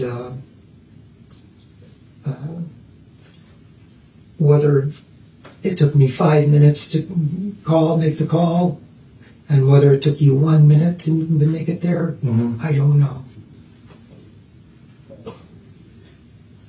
Okay. What do we have next? This is actually, I'll put this as, we'll put this Office 1. It's actually a copy of one of the letters that were in the trash. And that's where we first saw the letters when we were at the house. Okay. So this it's just copies of basically what we went over earlier, and we can talk about them a little bit more coming up. But we found that in the trash. Now, do you know who threw that in the trash? No. No? Okay.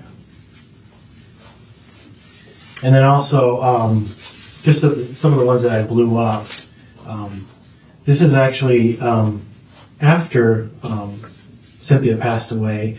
We grabbed some of the garbage and actually found the original adoption papers in there. And I'll put this as adoption 1. Do you know why? I mean, you can see the different ink and stuff like that. Well, I've got copies of all the adoption papers, so Frank, do you have any pictures of Cynthia and majors she had on her? Yeah. Let's take a look at those too.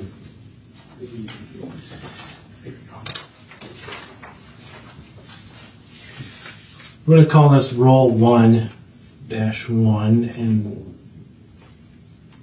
these are just the smaller pictures of some of the ones I've already shown you. Same thing again with the view from the bedroom, or actually here, the bathroom, with her covered there. okay. Is it refreshing your memory that you might have covered her? Because I did not. Okay. And when I went up there, I remember specifically, and this whole incident is pretty well burned in my brain of when I remember it. I do not recall putting it on her, Okay. but obviously I must have. I was thinking, I I mean, can see you doing that Right. because you don't want a shock value of the police coming. You're going to have a bunch of strangers. You just Right. called 911. A bunch of strangers are coming in. To see my wife, yeah. Right. Yeah, you don't want strangers seeing your wife like that, you know? This is roll 1-2. Pictures of the bathroom, which is in between the master bedroom and the whirlpool room. Is that correct? Right there? Okay. And again, another view just closer up of Cynthia's body. And then there was some medications here on this sheet, which we'll call roll 1-3. Again, covered up. And you can see the legs in that position. And the interesting thing here is when you look at the body, you see that there's actually pooling of blood, which is lividity. I'm sure you understand that. But it shows us that she was in that position. For me as an investigator, when I'm looking at something and I see pooling of blood, it tells me that body's been at that position for some time. And that the blood has gone with gravity to the direction of where the body is. So you can see here there's heavy pooling of the blood here in the breast area and then even in the face. And she was actually, to me, lying on her stomach. Hey, Brian, do we have the pictures of the injuries that were on there? Yeah, I think Let's go to those. Because those are kind of pictures that we just went over. Yeah. Let's go to those other ones, and then we can take a look at those. Are they in the book here somewhere? Yeah. You got those there? I'm not sure which one to go with. Why don't you take a look? Yeah. You got it?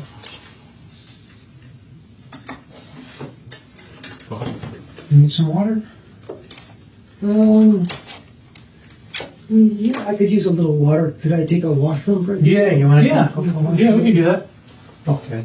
Real quick, and then we'll take a look at these. Yeah, I'll get the photos ready for you. Okay. All right. I'll be right back. I'll make sure the bathroom's available. Oh, I'll be right back. Okay. I think you're doing good. Huh? Yeah, It's hard to see, right? Bring back some memories. yeah, it brings back some very bad memories. Yeah, memories, right? You know. Yeah. But you're doing good. Mm-hmm. It's hard to deal with, Very difficult. right? It's been a while, right?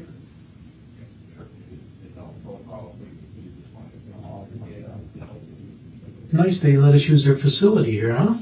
That's very nice of you. I don't know about that, but Yeah. Looks like they've got some wear on their clothes. yeah, you know. They call this the soft room. Come on up, Rick. I'll walk you down to the restroom. Okay. Oh,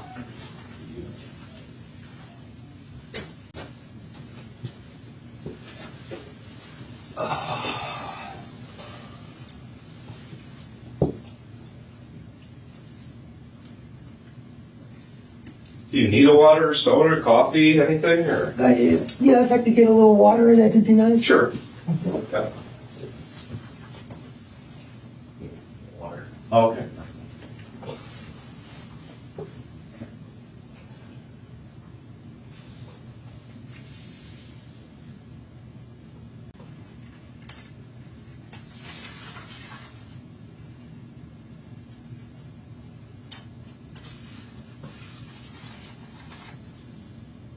you get your water? Yes. All right, then. Bob, I get a coffee. I'm back in the game. All right. All right, Frank. That's a couple of pictures to show.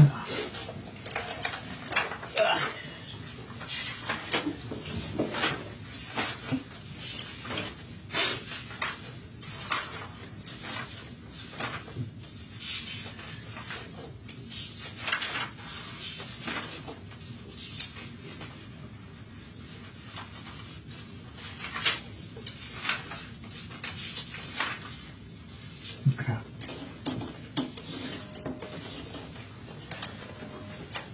These are some photos of Cynthia, and label that Cynthia.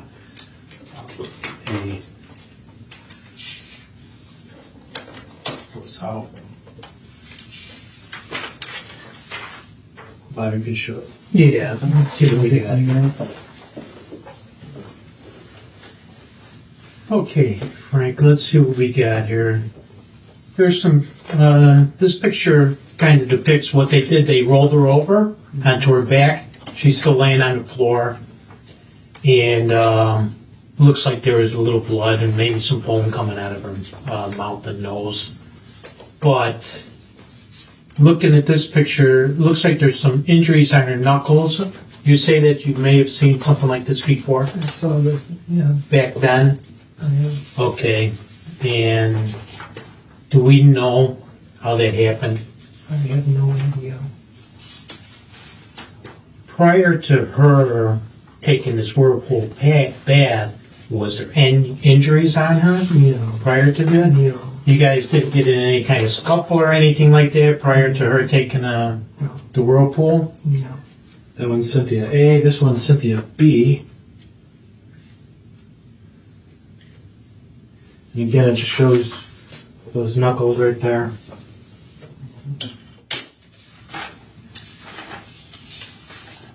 Do we know how that happened, Frank? No way. Looks like there's a little scratch on her there, on her torso. On There's her a left. You can't see this well in this photo. This is Cynthia see, but she had cuts here on her bridge of her nose, and then down here by her mouth, along with a scrape here on her chest. So it just appears that there's a numerous amounts of injuries to her, you know, from what we're seeing. She had something in her And leg. then down here on her leg as well. You can see that line right there below her pelvis. Do we have a picture of her knee, Ronnie? Yeah, we do. Go back. There's a pretty good cut on her knee as well. And I'll show you that one. Do you remember her having any of these injuries prior to going into the tub? No. Do we know how these injuries happened? Here's Cynthia D.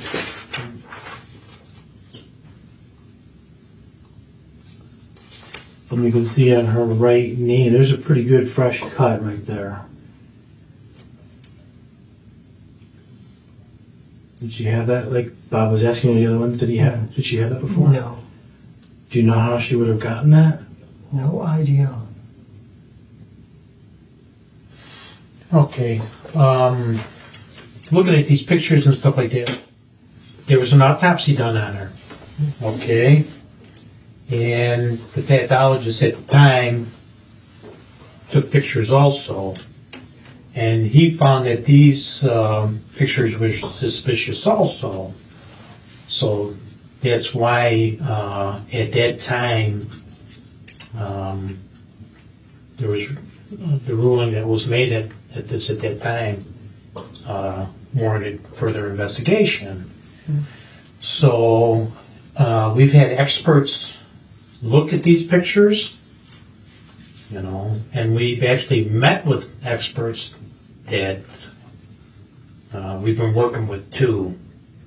And what's happening now, this case has been ruled a homicide. It's not accidental, you know. So there was injuries on her neck too, where there was a big hemorrhage on her neck, to where it looked like somebody had her by her neck and pushed her under the water. So, and we're believing at this point that maybe, you know, that you may have had something to do with her getting pushed under the water and drowning. So that's where we're at this point. There's 3 medical examiners, which are all experts in the area of water-related death, along with 2 experts that are in the field of water death investigation, have all written opinions that's saying there's no other reason for this, what happened to Cynthia, other than a homicide in that she was forced under the water. The hemorrhage on her neck indicates that she was held under the water for a period of time where she did drown. She did drown, but it was because she was held under the water. And then during the medical examination, the ME also noticed that there was petechia in the eyes, in the scalp, which indicates the same thing, a type of strangulation type thing, or forced under where someone's actually struggling to breathe. As we head to our last commercial break, Frank's day seems to be continuously getting worse as they pour out more evidence on the table.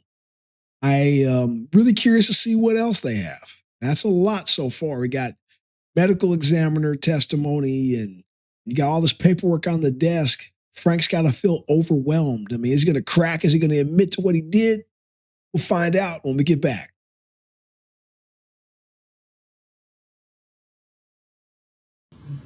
So we've, in the last 3 years, had 5 experts extensively. We've reconstructed the crime, and they all concluded and wrote opinions that led to the change of this to a homicide.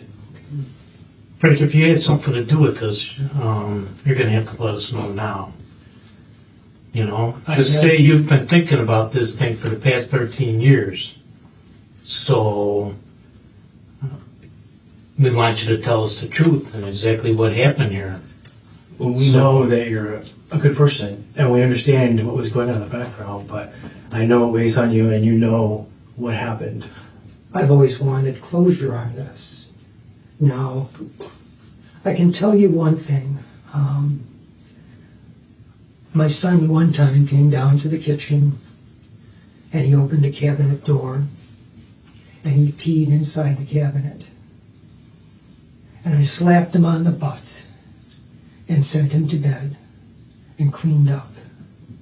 And the next day I asked him what happened, and he said, nothing. He said, I don't remember you slapping me on the butt. I don't remember doing that. The only way I could have done this would be that without any recall, because I don't recall anything. And that's the truth. Frank, listen to me now. It's not like there's somebody snuck in the house and did this to her. You're the only one home. Right. Your son is way too young, So, I mean, everybody that we talked to in the recent past year has said that this is a homicide. No doubt about it. And, we believe that Go ahead. with all the stuff that's been going on here with the house problems and Natural everything drowning. like that, If somebody passes out and just falls down in the water, they don't have 17 different injuries to their body. It just doesn't happen. so legit, man, you got to think. You think hard. There's no way. It's not like you dreamed this or anything like that. There's no way. I have You know what I'm saying? no recall of anything there. You gotta say something. You can't just say I had no recall. Plus, with Bryant being there so fast, the water being low, looking at her body, she's dry. You're dry. She's dry. There's no water on the floor. The only indication that she was in the water, her hair was damp. There had to be some time between the time you pulled her out of this tub and put her on the floor that you called 911. It wasn't an instant thing like that. You didn't call 911 and 2 minutes later, he's there. First thing he noticed, everybody's dry. How does that happen? And that her legs are up in the air, which is a sign of rigor mortis. Right. If you look at the positioning of her body, it couldn't have happened the way you're saying it happened, the way you're telling us now.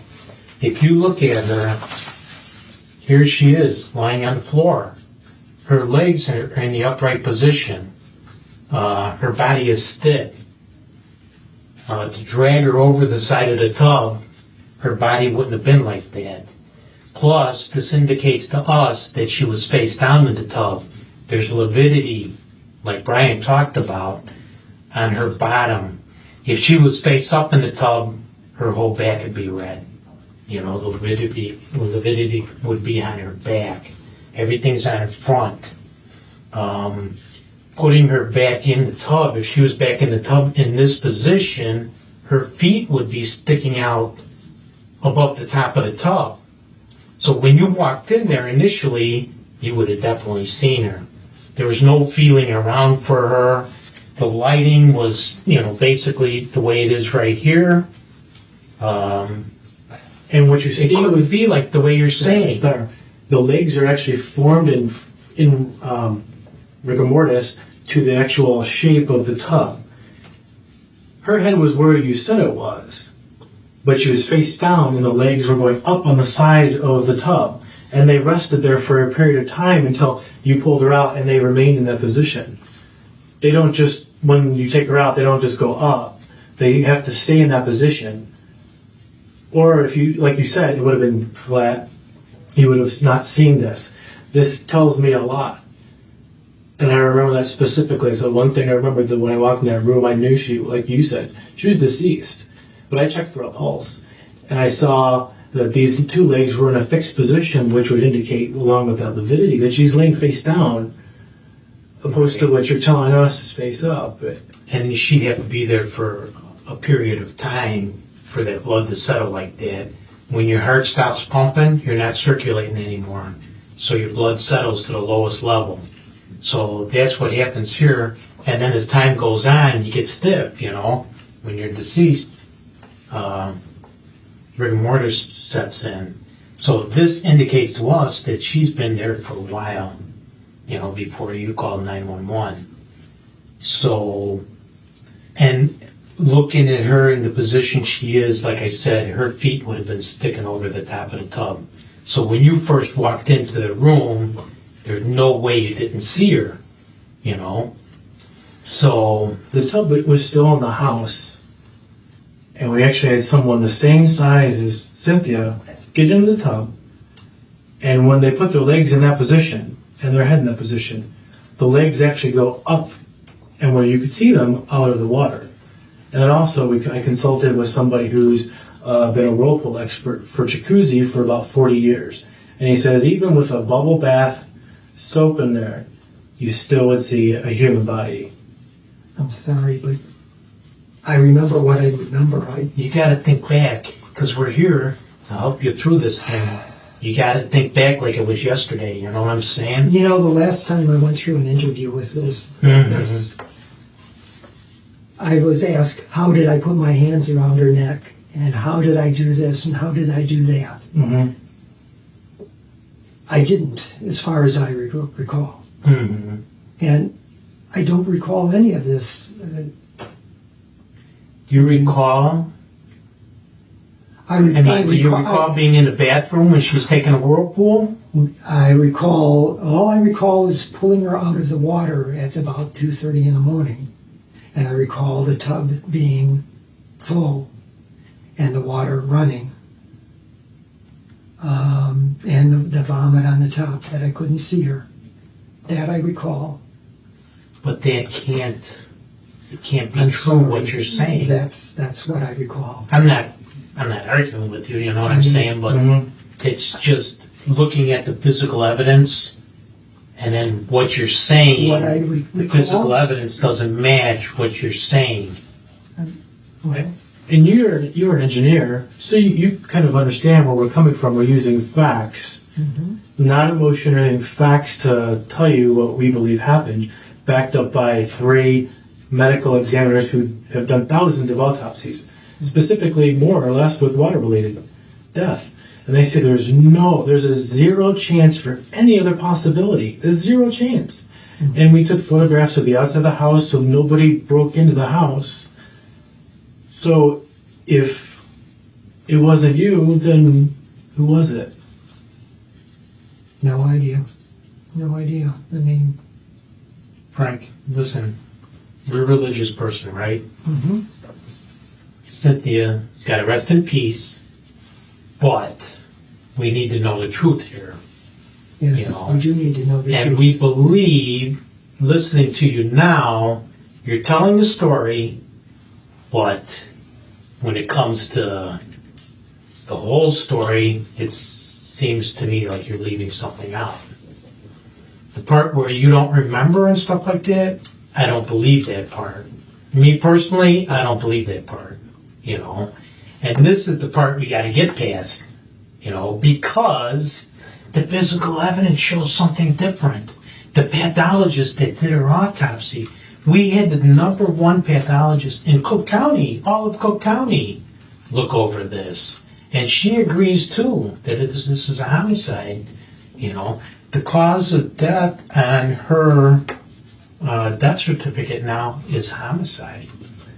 And I believe the method is by holding under the water. Right. So we got to explain that away.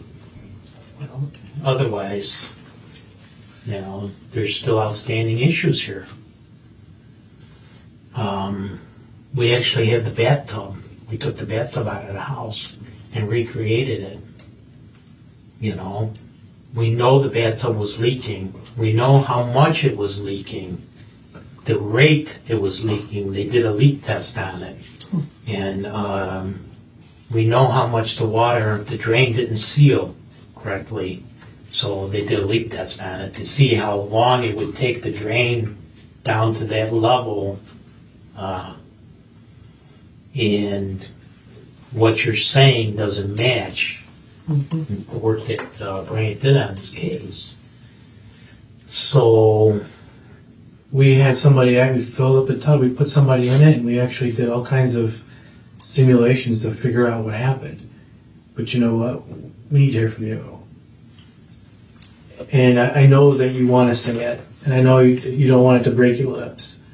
But for your closure, what you know is true. You guys were having arguments about this house. Oh, yeah. It was heated. Those letters were exchanged. Yeah. There was most likely an exchange between you guys when she was in the tub, and you just blew. Because the next day you called somebody else and said you might have done it in a fit of rage. People that we've talked to, they all believe that you had something to do with this. And I've got from reports back then that this wasn't the only time that Cynthia was threatened. There was some physical, like, were you getting really fed up? You know, and this, you gotta stop this with, you just gotta stop this, or I'm just gonna leave you, I'm gonna divorce you, or I'm gonna kill you. You know, one of those things left your lips. And like you said before, the marriage was a mistake. But we need to come to closure on this because everybody, and you're a man of science or engineering, you can see by what we're telling you, it makes sense. It's not illogical for what we're telling you. I mean, no person that drowns has 17 wounds on their body, including a hemorrhage in their neck. You don't just get that by falling asleep in a tub. There's got to be force applied to it to cause bleeding inside. And it was 2 up here. And it doesn't have to be forceful, just enough to hold it down and to cause a hemorrhage. And sometimes it can be just a little bit of pressure. And that would explain these injuries on her also. You know, because she's trying to get out of the water, and you're pushing her into the water. So there's got to be a struggle going on here, a little bit, not some massive struggle or anything. She's not even trying to fight you. She's just trying to get out. So she's just scraping her knees. And when we did the recreation with somebody in there, they started cutting their knees. They started accumulating the same injuries. The same things happened to somebody else when we simulated the same thing with what we believe happened. But you're the only person that knows what happened. Because Cynthia's not here to tell us. And you're the one that can explain this thing away. Exactly. Instead of saying, I don't remember anything, I don't recall. You know what? I'm not the one that can explain it away, Bob, because I don't recall. I really don't. I mean, could you... I thought about getting a hypnotist or something to try to find out, you know, what happened that night. Maybe to recall the details better, but no, I just don't. I don't recall. You don't recall a struggle? You don't recall anything like that? How about an argument before? No. I could see you going over these notes and stuff like that, back and forth. She's giving you all kinds of problems and stuff like that that built up to this thing. It's not just like an overnight thing. It's been going on for years, to the point where you're doing counseling and you're doing all kinds of stuff. Well, yeah, I told you that. Mm-hmm. Right. Well, I mean, on one of these letters, just to go back real quick, letter number 8, it said, going to the peacemaker, flight may be a legitimate response in extreme circumstances when it is impossible to resolve the conflict in a constructive manner. Our arguments have been extreme at times to the point where rather than withdrawal, I am now on the attack. What does that say to you? What does that mean to you? If you're the author of that, what does that mean? That doesn't necessarily mean physically. But, No. you know, But I think it speaks to what you're just not going to take it anymore. You're either going to leave, get a divorce, or, as happened before, if she keeps bringing up these issues, you might do something else. Because she told her friends that on a number of occasions you took your hands around her neck and said, if you don't drop this, I'm going to kill you. no, And it's not just one person telling us that. I did it once. It was only once, Okay. but I did do it once. Can you explain that for me? we had a meeting with and it was in the kitchen of the new house. It was before it was complete. And there was something with the countertop that didn't put in the proper doors or whatever it was. And she got so upset with him. She wanted the whole thing redone, and she made a big scene out of it. And I was very angry with her afterwards, and did. I think I put my hands maybe on her neck, maybe on her shoulders, and shook her and said, you know, I could kill you. And I did say that. And I regret it. And I always did. And I told her that. But yes, there was one time. I mean, she shared with a lot of her friends that she was actually afraid of you. That you were going to do something physically and then harm her. You know, and hearing from what you're saying, how the relationship went, it sounds like you felt like you had no control of anything. And you're just trying to make things right. You know, like you said, I'm just an easygoing guy, but you got this girl who's not your wife, controlling everything, basically telling you when you can watch TV. And I could see how that could frustrate you. Yeah. But you mentioned to us earlier, too, that you remember for sure that she was face up. I remember for sure. But you can remember that, but you can't remember seconds before that. You know, anything like that. Everything else seems to be to what you're referring to as you can't remember. You can remember that, though, and you can remember everything after that, and you remember everything before it. It's like Just that space and time, whether you don't want to say it or you're afraid to say something, Oh, you don't that understand. space and time, You don't all of a understand. sudden, is there anything else that you don't remember? Well, for sure I don't have a great memory. There's no doubt about that. My mother died of dementia, and my memory is never been great. So I don't remember a lot of things. If you start asking me details of whether I put the towel over her or not, detail I don't remember. Because, I mean, you had a really good job, or, I mean, you're Yeah. a very smart person, so I wouldn't call you that you couldn't remember anything. Because to go through college and get the education that you did, you had to be an intelligent person. And you remember certain things about that night, and you remember that too. So, I mean, you seem like you're okay to me. take a look at these pictures, Frank. I mean, we don't even have to talk. You know what I mean? I You understand. tell me. I understand where you're coming Tell from. me and Brian. I think the same thing you guys are thinking right now. What are you thinking? Well, I think, he's the husband. He had a motive. He was there. Who else could be there? It all makes sense. It all falls into place. So what do you think happened here then? Like I've been telling you, I don't know. No, what do you think happened? You think this is, I mean, do you think this is accidental or you think it's a homicide? Well, I would think it was a homicide. Right? Yeah. I mean, you said that back then. You were saying that, Mhm. that this looks like a homicide to me. It sure does. Mm-hmm. But the issue is, you're the perpetrator, you know what I'm saying? Well, Nobody else did this. You're the guy. So, that's what I would certainly think. And we're not saying you're a bad person. You know what I mean? We're just saying we we can see how this could happen, right how, actually. yeah, I mean, how it escalated to the point of almost where you were saying there was no return. You know, I could see her pissing you off, and at the spur of the moment, you gotta shut her off. You and it know? might have not been on purpose or whatever. I mean, it just happened. That's what happened. It's not like you spent days and stuff like that planning this. Like, I can't wait till she gets in the bathtub again, and then I'm gonna push her under, you know? this is one of those deals where, hey, she's giving you a hard time.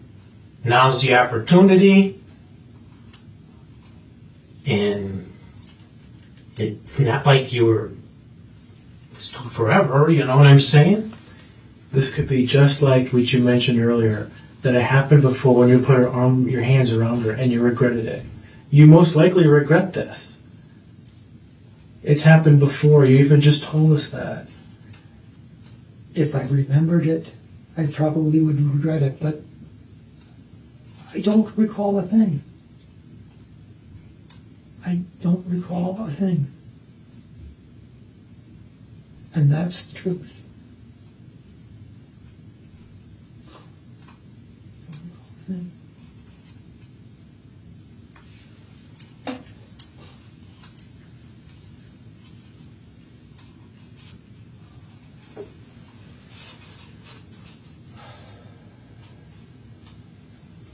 I think about it.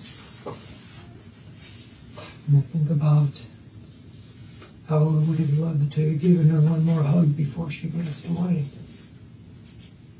That's what I think about. That's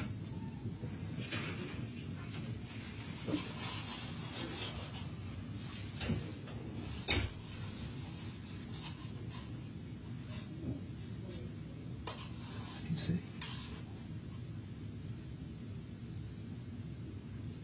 Why would you want to give her one more hug? Because I loved her. I mean, it isn't that I hated her. I loved her. I mean, in spite of the poor treatment I received, and I believe it was poor, I still loved her. Well, that's why we could see, you know, that you did this to her. We could see that you cared about her. Otherwise, you wouldn't have went and adopted a baby with her. You tried. You tried. You tried a lot of times. You tried mediating. There was all kinds of stuff that you were trying. Biding your time, hoping it would calm down, but it didn't. And these letters made it worse. Because they put it out on typewritten and point blank that how you felt and how she felt. Well, that's what counseling is about. Right, but I don't think there was a resolution to it. I think there was.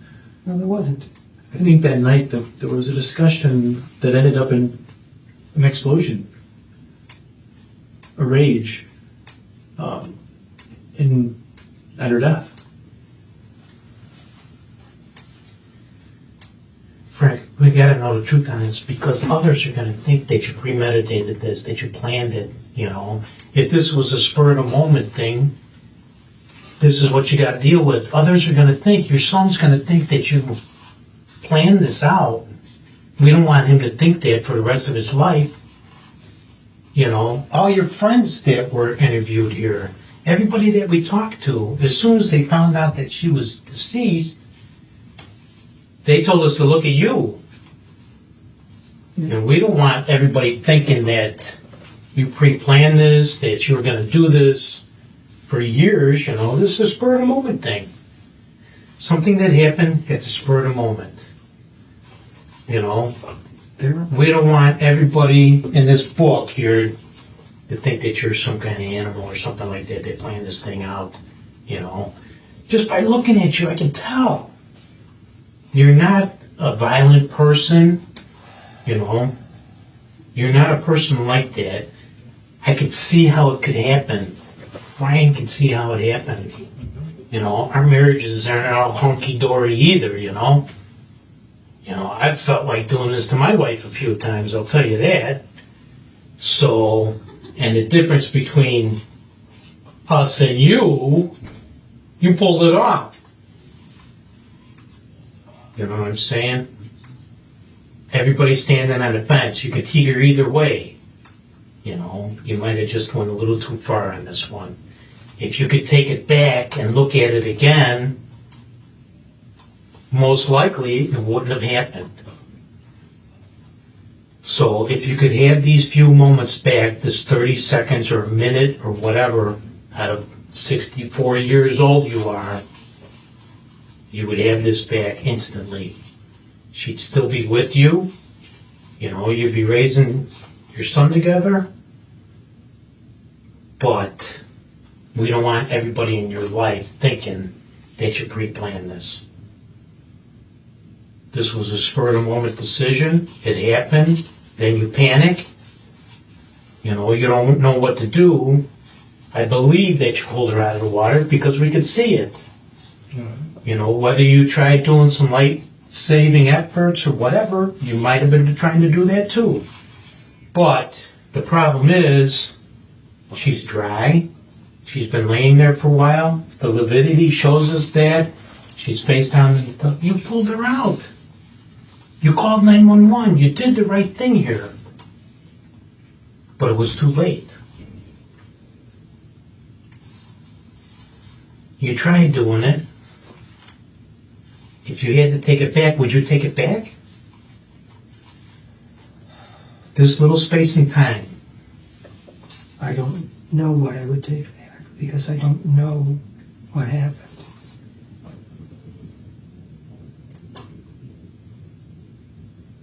I mean, what should we tell people from this point on? We met with Frank, we had a conversation with him, and he doesn't remember anything. That's correct. Who's going to believe that? If we don't believe it, nobody beyond us is going to believe it. How are we going to go to your family, you know, to your, you know, loved ones, your friends and stuff like that, and tell them, hey, we talked to Frank, we gave him every opportunity to tell a story, and he's telling us he doesn't remember this part. Even though you remember everything that led up to this and everything after this, but just this one part, this is important. This is an important spot in your life right now. You got to think, you know, you can't just say, I blacked this out, I don't remember this part.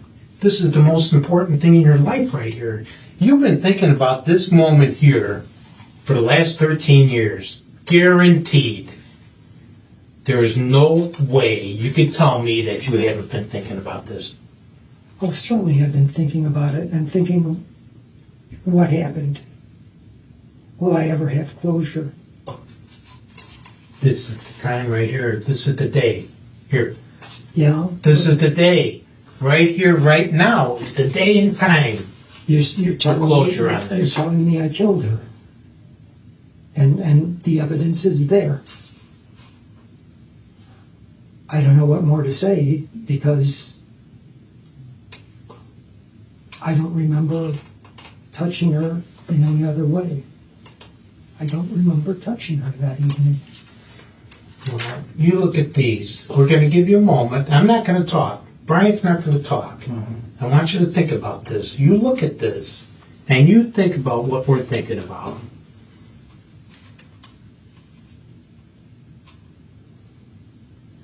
And we're going to give you time to refresh your memory and think about what happened here.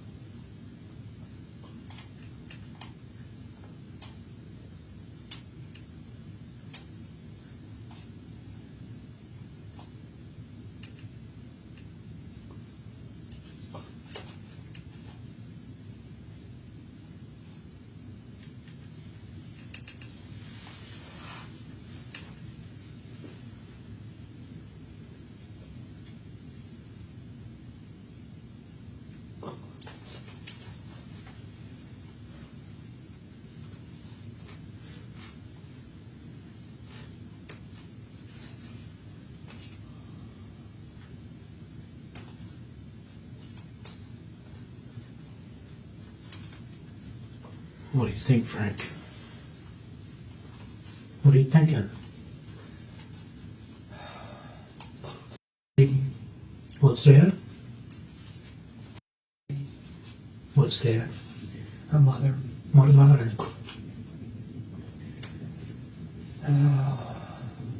How does she respond when she finds this out? Well, Because I have tried to keep her grandson in her life, and who's going to keep him in her life, and how's things going to work out? he'll be fine. We'll make sure he's taken care of. Right? 88 years old. The next stop from here, guess where we're going?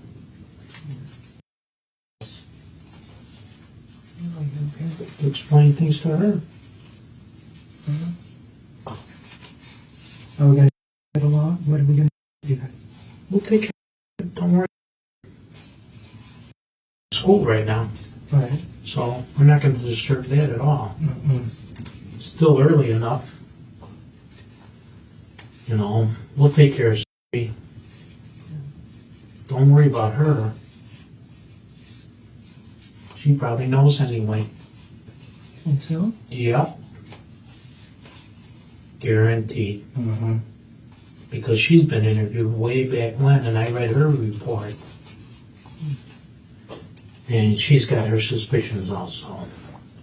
She doesn't believe that, she doesn't believe this was an accident from day one. But she cares for you too. Good for her. Mm-hmm. But she knows that there's a Dr. Jekyll and Hyde factor. That's why she explained to her way back when. That's what it said in her report. But, you know, don't think down the line. We're here to take care of all that. So we need to take care of this right now.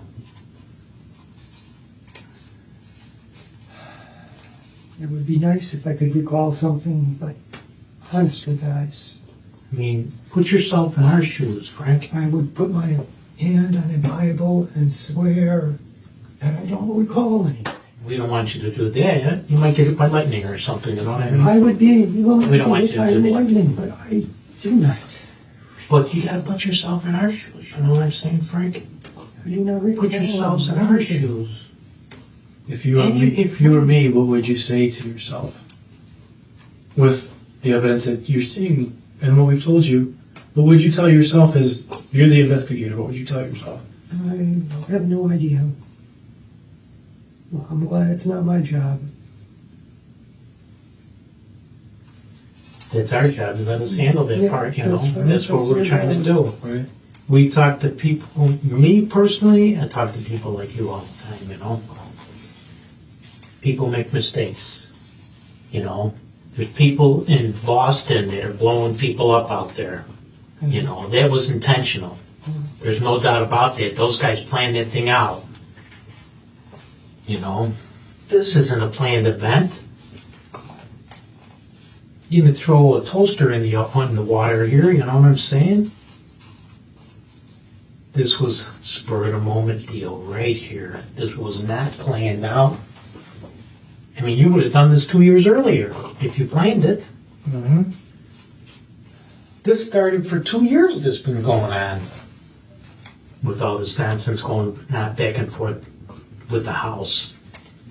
If money and a house is more important than you, it's ridiculous. You married this lady. You adopted a baby with her. And she's still not happy. She's still nagging. If she was still here today, this might have been happened within the past 13 years. This was taken care of a long time ago. The nagging stopped. It was most likely a relief to you, you know, but still there's this open deal here that's got to be dealt with. And by you sitting there and saying, man, I don't remember nothing, you know, No good. No good. You could be, No good. If you could be in my brain, you'd understand. I mean, You know what? Here, listen to this now. Pretty much everybody that you talk to that's involved in a case like this or something more severe than this, everybody says the same thing. Oh man, I don't remember this part. You know, they try to block it out, but eventually they come around and they do the right thing and they say the right thing. So you're just one of those people that was put in a situation here. And did you mean to do this? Was this an intentional act? You know, did you plan it? That's what I want to know. Did you plan this for a month? You see these letters? Say, hey, I'm gonna, as soon as she gets into that tub, I'm putting her under, you know? Did you plan this out? no way. Right. I don't believe that either. Unless you fooled me and say, oh yeah, I plan to do this, Bob, you know? I meant to do this for about 2 years now. And I finally had the opportunity. I mean, do you want it to be like that? Or do you want it to be a spur of the moment thing? Pushed her under the water, you didn't mean to do it. I mean, whatever your story is. And you told someone the next day that you did it in a fit of rage. Exactly. You told someone the day after you were interviewed that you might have done it in a fit of rage. So you believe that it's possible. I believed it was possible. I knew it was one of three things. It was either a suicide, or an accident, or I killed it. That was one of three things. And the medical examiners that we went to, the three experts, including reconstructionists, all said, those first two, 0 chance. Ruled them out. There's nobody in the United States of America that has died with those two things that you're talking about. Suicide, yeah, I mean, but that's not a suicide. We have a mark on the neck with a hemorrhage that someone forced her down. So there's a 0 chance, and number 3 is the only possibility. It's 100% certain that that's what happened. That's why they got the death certificate as a homicide. There's no suicide, there's no accident here. Top pathologist in Cook County, Illinois, ruled this a homicide. The number one person that does autopsies all day long. That's what they do. People have been doing it for 40 years, rule it a homicide in their opinion. The original medical examiner that actually examined her back then thought back then it was a homicide. And to this day, he still thinks it's a homicide. He saved all the reports on this thing. He only saved 2. He left Cook County and went down south. He took 2 reports with him because he thought they might come back. One of them was yours. In all of Cook County. What does that tell you? I mean, thousands of medical examinations. They perform a dozen a day, and he keeps 2. All of these people, including myself, remember that day specifically. I remember the smell of the house. I remember the engine sound on that whirlpool. I remember the warmth of Cynthia's body and the rigor mortis that it was in. It was warm. Most people that are deceased are cold. She was warm. I remember that. Her hair was damp. Her body was dry. There was nothing else wet around there at all. Like it looked like she was picked up. It looked like she was actually laying there for a little while. The window had steam on it. I remember everything about that day. This is a traumatic experience in his life, too. Not only yours, but everybody that's attached to this thing. Her mother, your son, friends, family. He was there. He lived it. This is a traumatic thing. You don't see dead bodies every single day, you know what I'm saying? This is maybe the first one that he's ever seen. So this is engraved in his brain. He could tell the story inside out, upside down, backwards, forward. It doesn't make any difference. He could tell the story. You lived it. This is your deal right here. You lived this right here. In my brain isn't the best around either. But there's certain things that I do remember. This is one of them. And without a doubt, I remember everything. I remember the interview with the state police that you did. I remember reading the report on it, where you mentioned that there was a time between reading a book and watching TV that you might have killed your wife, and that you believed it was a homicide. And that the next day after an interview, you called someone and said you're checking on them to David, and you said you might have done it in a fit of rage. Those are your words from back then. Those aren't words. Those aren't Brian's words. Nobody else's. Those are your own words that you told those guys back then. Along with mentioning that, and like you said today, that the marriage was a mistake. There was heated arguments, including a mistake, like something that you already said you regretted, of taking your arms around kind of her neck area. I think you just don't want to say it. And I don't know It's why. not going to make you a bad person by admitting that. In 30 seconds, you lost it. And she just opened her mouth and maybe said something that triggered that again. Whether it's lawsuit, confronting, something was said and you snapped. There's no other way to explain it. There's no other way. Absolutely none. And that would make sense why this happened. That's the only thing that would make sense.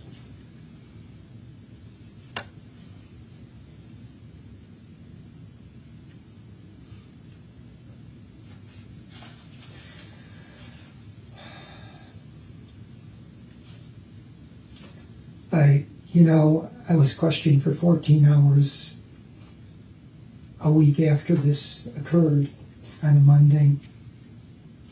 And at that time, I could not recall doing anything like putting my hands around her throat or touching her in any way. I still can't recall anything. This isn't going to go that way, Frank. I'm telling you that. We're not going to sit here for 14 hours and talk about this. We're not going to sit. No, I don't want to sit here. Yeah, for 14 that's no hours. good. No. So we got to get this thing taken care of, and we got to take care of your son too. So we got to make sure that everybody's taken care of here. And the way that you explained that you found her face up, if that was the case, her knees in that position would have been out of the water. So the way that you say you discovered her, that you do remember, I do remember that. it's inaccurate. It's totally not true. Science of the human body and gravity states that it's not possible. I'm sorry, that's the way I remember it. Absolutely remember it that way. But you could agree that lividity and gravity, when someone passes away and the blood stops pumping, the blood moves to the ground, correct? So if she, like Bob was saying earlier, if she was on her back and face up like you saw her, she would have the lividity on her back and not the front. Right?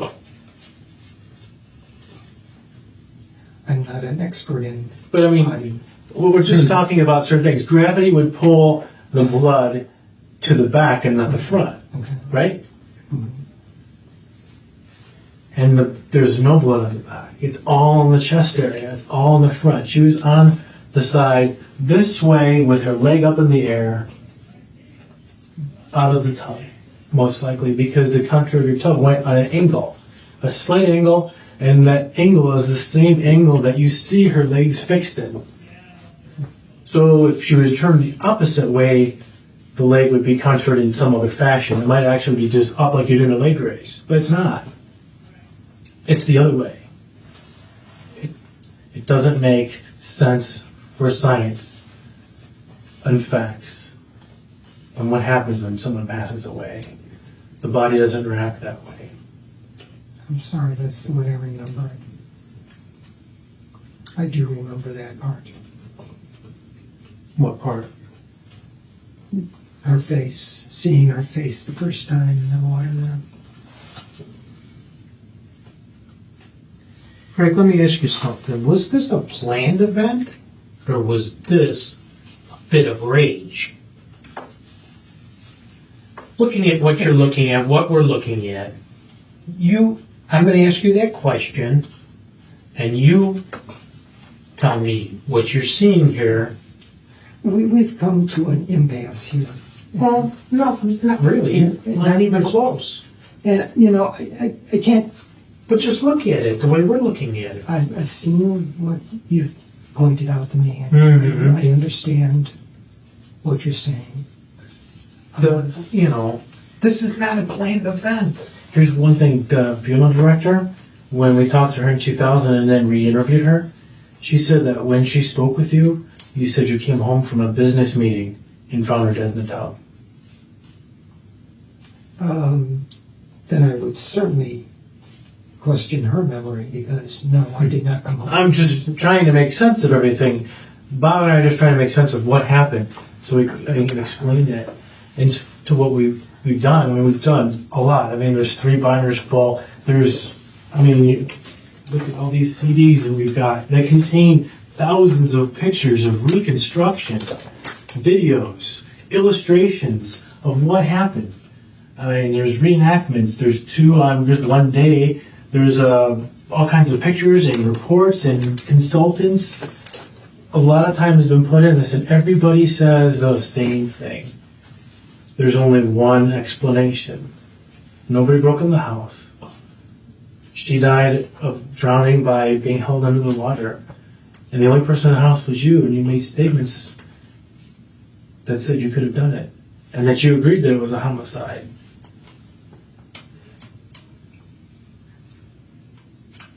Frank, you agree with this, right? This is a homicide? Are you agreeing with that part?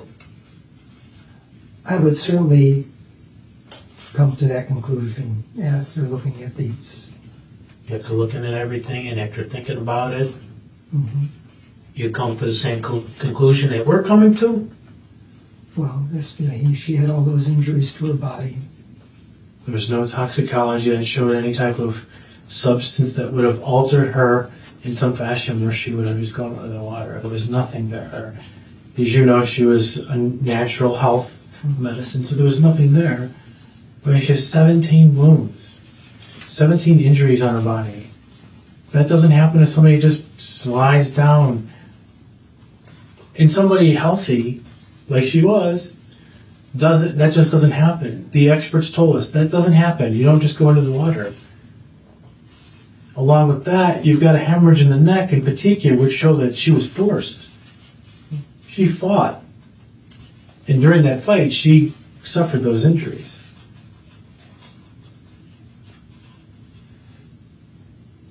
Looking at it like we're looking at it, you agree that this is a homicide?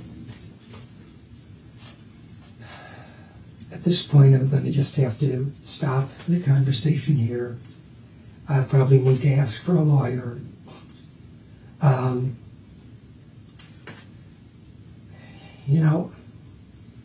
Because I can't go any further with this. Why not? What do you mean? Well, We're are you going to? not putting any pressure on you or nothing like that. We don't want you to say anything that, you don't want to say.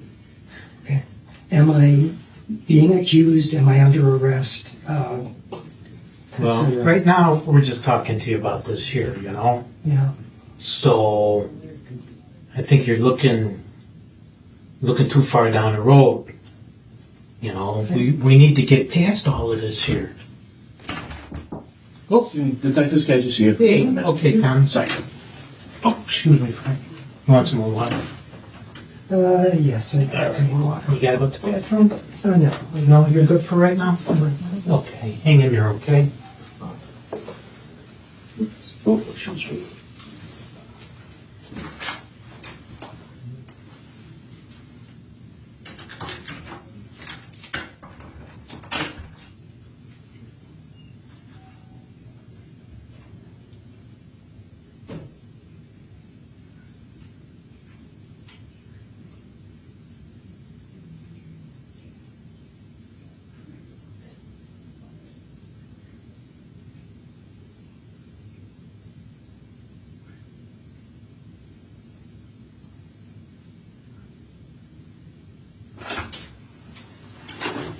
Okay, Frank.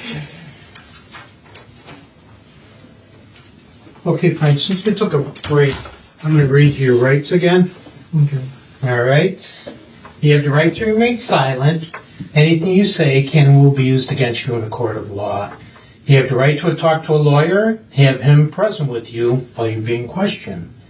And if you cannot afford to hire a lawyer, one will be appointed to represent you before any questioning if you wish. And you can decide at any time to exercise these rights and not make any statements or answer any questions. Okay. And then you sign off on this once already. You understand those? Yes, Okay, good. Okay, you want to keep on talking to us? Not really. What does that mean? I mean, I don't see where, this is going to go. If you're going to file charges against me, you need to do so. And then we'll take it from there, because I don't know what else I can say. I mean, Well, I don't know. Maybe we just keep... you're going to keep questioning me about what I remember. I've told you what I remember. Frank, really quick, just if I could, you have to use the washroom just a minute ago, Yes. and then Bob took you down there, Yeah. and then the sheriff brought you back. Yeah. Nobody talked about the case when you were on your way over there, right? No. Okay, just want to make sure. Okay. Well, I don't know. Maybe we could explain more things to you, or maybe you can explain more things to us. But maybe we should keep on talking. It's up to you. Can't say one way or another. Okay, my son is going to be home. I know. That's what we're thinking about, too. It's 1:39 right now. So, and what time did you say he gets home? He gets home at 3 o'clock.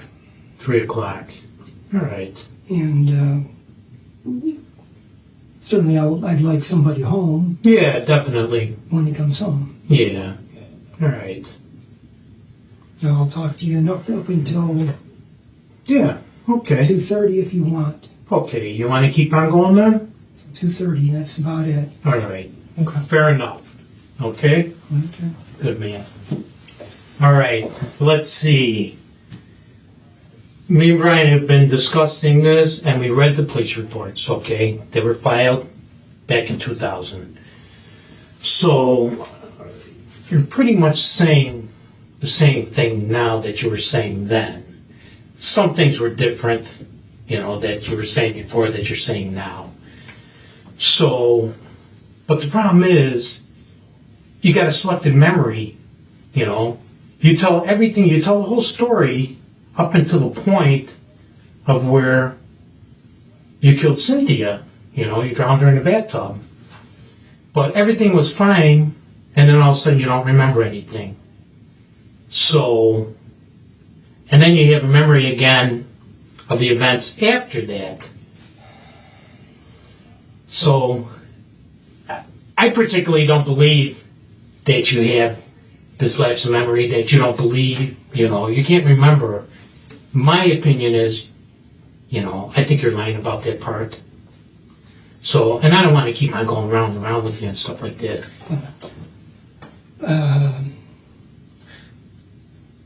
You have sodium pentothal? No, I don't have nothing like that. I mean, I know. I'm willing to take a lie detector or sodium pentothal, but you wouldn't get anything more. Okay. Okay? But listen to this. Listen to this now, Frank. You're the only guy there. Mm-hmm. Okay? You, Cynthia, and your son. Right. Your son is 1 year old at that time. Yeah. There's nobody else that could do anything like this. There was a struggle. With the injuries on her, you could tell that there was a struggle. Struggle didn't last that long. She's only 90 pounds, soaking wet, as you know. Yeah. You're the one that pulled her out of the tub. You know how heavy she is. It doesn't take long to drown somebody. No. As soon as she takes the first gulp of water, done. That's it. Takes the bite out of her. So how long does that take? If I took you right now and stuck your head in a bucket of water, it's not going to take very long for you to stop fighting, So, and we believe that's what happened in this case. This wasn't a long, drawn-out thing. So, we think that it just happened, This wasn't a planned-out thing. We don't believe it was a planned-out thing. Unless you tell us, okay, I planned this for 2 days, but it wasn't a planned out thing. You didn't put it a moment. No. And you agree with us, what we're looking at is a homicide. You said it in 2000, and I think you said it earlier today, right? Sure looks that way. So if David obviously didn't do it, and nobody broke in your house, who would be that person that would have committed that? It's Frank. There's no other person. You're the guy, Frank. To a reasonable person, who would you think did it? There's no other possible person on this earth. Okay. We've established that it's probably me, but what does it, what else? Well, not probably. It is you. Now, whether you remember it or not, that's the question. And my feeling is, particularly, and Brian's too, is we just believe that you set everything up until the point where this happened. Well, then all of a sudden, you don't remember anything. And then your memory comes back after that point. Anybody that looks at this like we're looking at it, because we got to report back to what happened here. So, I don't care who we tell the story to. If we tell the story to I don't care who it is, they're going to be like, no way. No way. Talk to him again, That's what people are saying now. In all those reports, all the interviews he did. People are saying, we believe Frank had something to do with this. Everybody without knowing all the facts. We don't tell these people the facts. So we get all the reports, and we let the people tell it just the way it is. Everybody we talk to, including the counselor, the people at Willow Church, Willow Creek, they're all saying, oh man, I think, They all gathered in a different room at the wake and had a meeting talking about the possibility of you killing your wife. And you know what? They were right. You did. I think examining and being there on that day in these 13 years, I know for certainty that it happened. There's nothing that points to anybody else in this world, living or dead, that committed this homicide other than you. There's nobody else. There's no other reason. There's nobody. Did you do it? I doubt it. Okay. It's just not. Well, didn't do it? Yeah. So who else would have something to do with Cynthia other than yourself? Everything that you say, when you were at the state police in 2000, you initially told them that you found her face down, but then you said face up. No, I never told them face down. No, that's what's in the report. That's what's in the report. Yeah, I'm sorry, but Yeah, that's what you read in the report. But when you say face down, that makes sense to me because a reasonable person would see what we're seeing and not call bullshit on something. You know what I mean? And if you want to like the term call bullshit, I'm calling bullshit on this because the way that the body was formed and the way that it was when we discovered it that day, she was face down. that's fine. My memory says she was face up. But you're saying you have a memory of how she was face up, but you have no memory of maybe minutes earlier, when something might have happened or something earlier. It was much more traumatic when you see your wife's face and she's dead. Yeah, but what if you see your wife's face when you're pushing her under the water? That's really traumatic. It certainly would be. Because she'd have to be sitting in the bathtub like this, and you'd have to be standing over her and pushing her down. Mm-hmm. That's probably what you're seeing, not her floating in the bathtub face up. We know that's not the case. She was on the bottom of the tub. Your own words are saying that you had to feel under the water, and you didn't see her until you felt under the water or something like that. Then you pulled her up and pulled her out. And I'm going to call bullshit on that one too because her foot would have been out of the water and you would have seen it. Unfortunately, I think Bob would agree with me that you came up with a pretty good story of what might have happened, but there's no expert that you're going to find out there that's going to believe what you're saying with the body the way that we found it. It's fine. The lividity and, rigor mortis and all of that stuff, the way, the body talks to us. And it's telling us that she was face down. It's also telling us that someone pushed her into the water. I mean, you watch these shows, CSI and stuff, right? Yeah, and I've also taken probability and statistics, and the probability maybe is not very high, but that doesn't mean it's zero. And, it is possible that she was face up. Well, the problem you have is the probability that it being a homicide and that she drowned by someone forcing her into the water is about 100%. The chances of it being something different are 0%. So what can you say to that? I mean, you're the only one in the house. There's nobody that broke in your house. There's no other reasons. Your house was secure. You guys had some problems. You're exchanging the letters. You lost it. That's what happened. Plain and simple. You lost it. You did it. You said you did it before. You kind of lost it and you said you regretted it. Yeah. And it happened again. And it was a short spurt or a burst, but it happened. And you regret it and you just don't want to let it leave your lips. That's what you believe. I can't change your mind. I don't recall touching her other than picking her out of the water. Now and you're not gonna get any other story out of me because I don't remember anything other than that.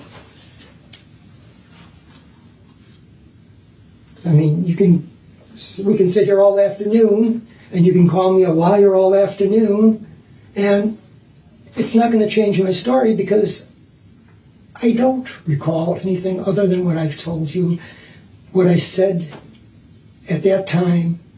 Just that's what I recall. Hey, Frank, let me tell you something here. I don't want to call you a liar, it's kind of a harsh word. Well, But you're just not telling the truth. Well, isn't that what the lie is? Not telling the truth? I don't like to use that word liar, and I'm not going to stand here and, get confrontational with you and call you a liar and start screaming at you or nothing like that. But you're just not telling the truth. We don't believe you. Anybody beyond us is not going to believe you. That's what I'm telling you. It just doesn't sound good because you're telling all these details and facts and stuff like that up until the time you push her under the water. Up until that time. And then all of a sudden you got a memory loss. And then all of a sudden your memory comes back and you start remembering everything. You don't sound truthful, I'm telling you. And if we go to anybody else and tell them this story, they're going to say, this guy's full of crap, he's not telling the truth. Because you can recall the entire marriage and your, dating with Cynthia, and you can recount it with some pretty good detail, but there's nothing there, and nobody's going to believe it. I'm sorry then that they won't believe it, but that's going to be my story, and I can't change it because I don't recall anything other than that. I mean, what do you want me to say? Just say what happened. That's what I want you to say. Nothing to my knowledge. Frank, come on. It's not nothing. Okay. Cynthia died. Frank, You come know on. what? We're over. We're done. What? What do you mean? We're done with this interview. Now you can either charge me, lock me up. I want a lawyer in the room with me from this point on. Okay. Okay. I mean, all right. No, we're done. It's okay. You can stay here, Frank. okay. Yeah. All right. Do you want anything else over here? No. No. Okay. Mm-hmm.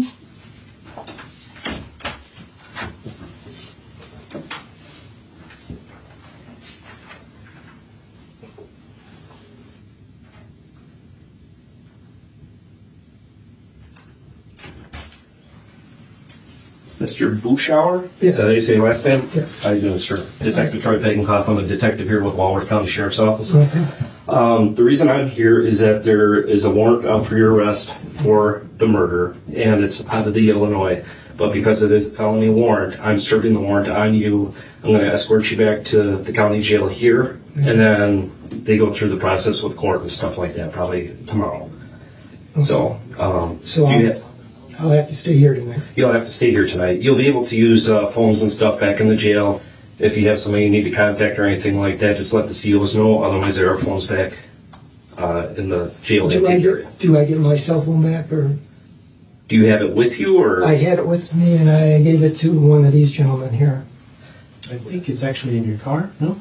No, I I handed it to Bob in Okay. the back seat. I'll figure it out. Well, yeah, I mean, we'll make arrangements to, if you need some numbers or something like that, we can go from there. Do you have anything in your pockets I need to be concerned about? Because we have to go back to the jail facility, any pocket knives, pencils, pens, anything like that?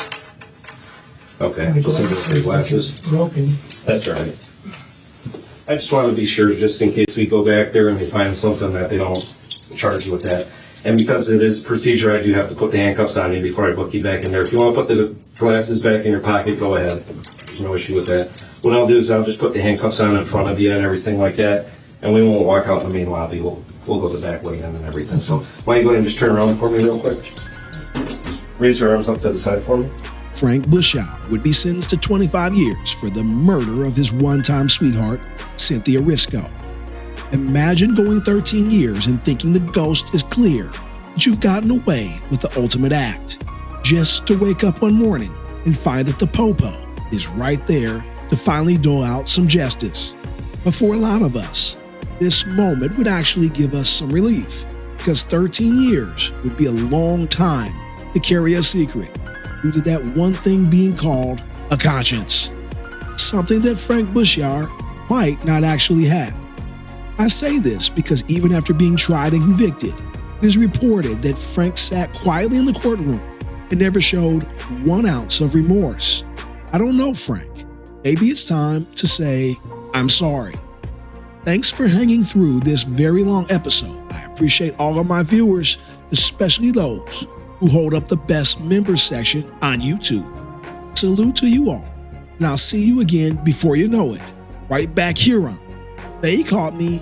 Till next time.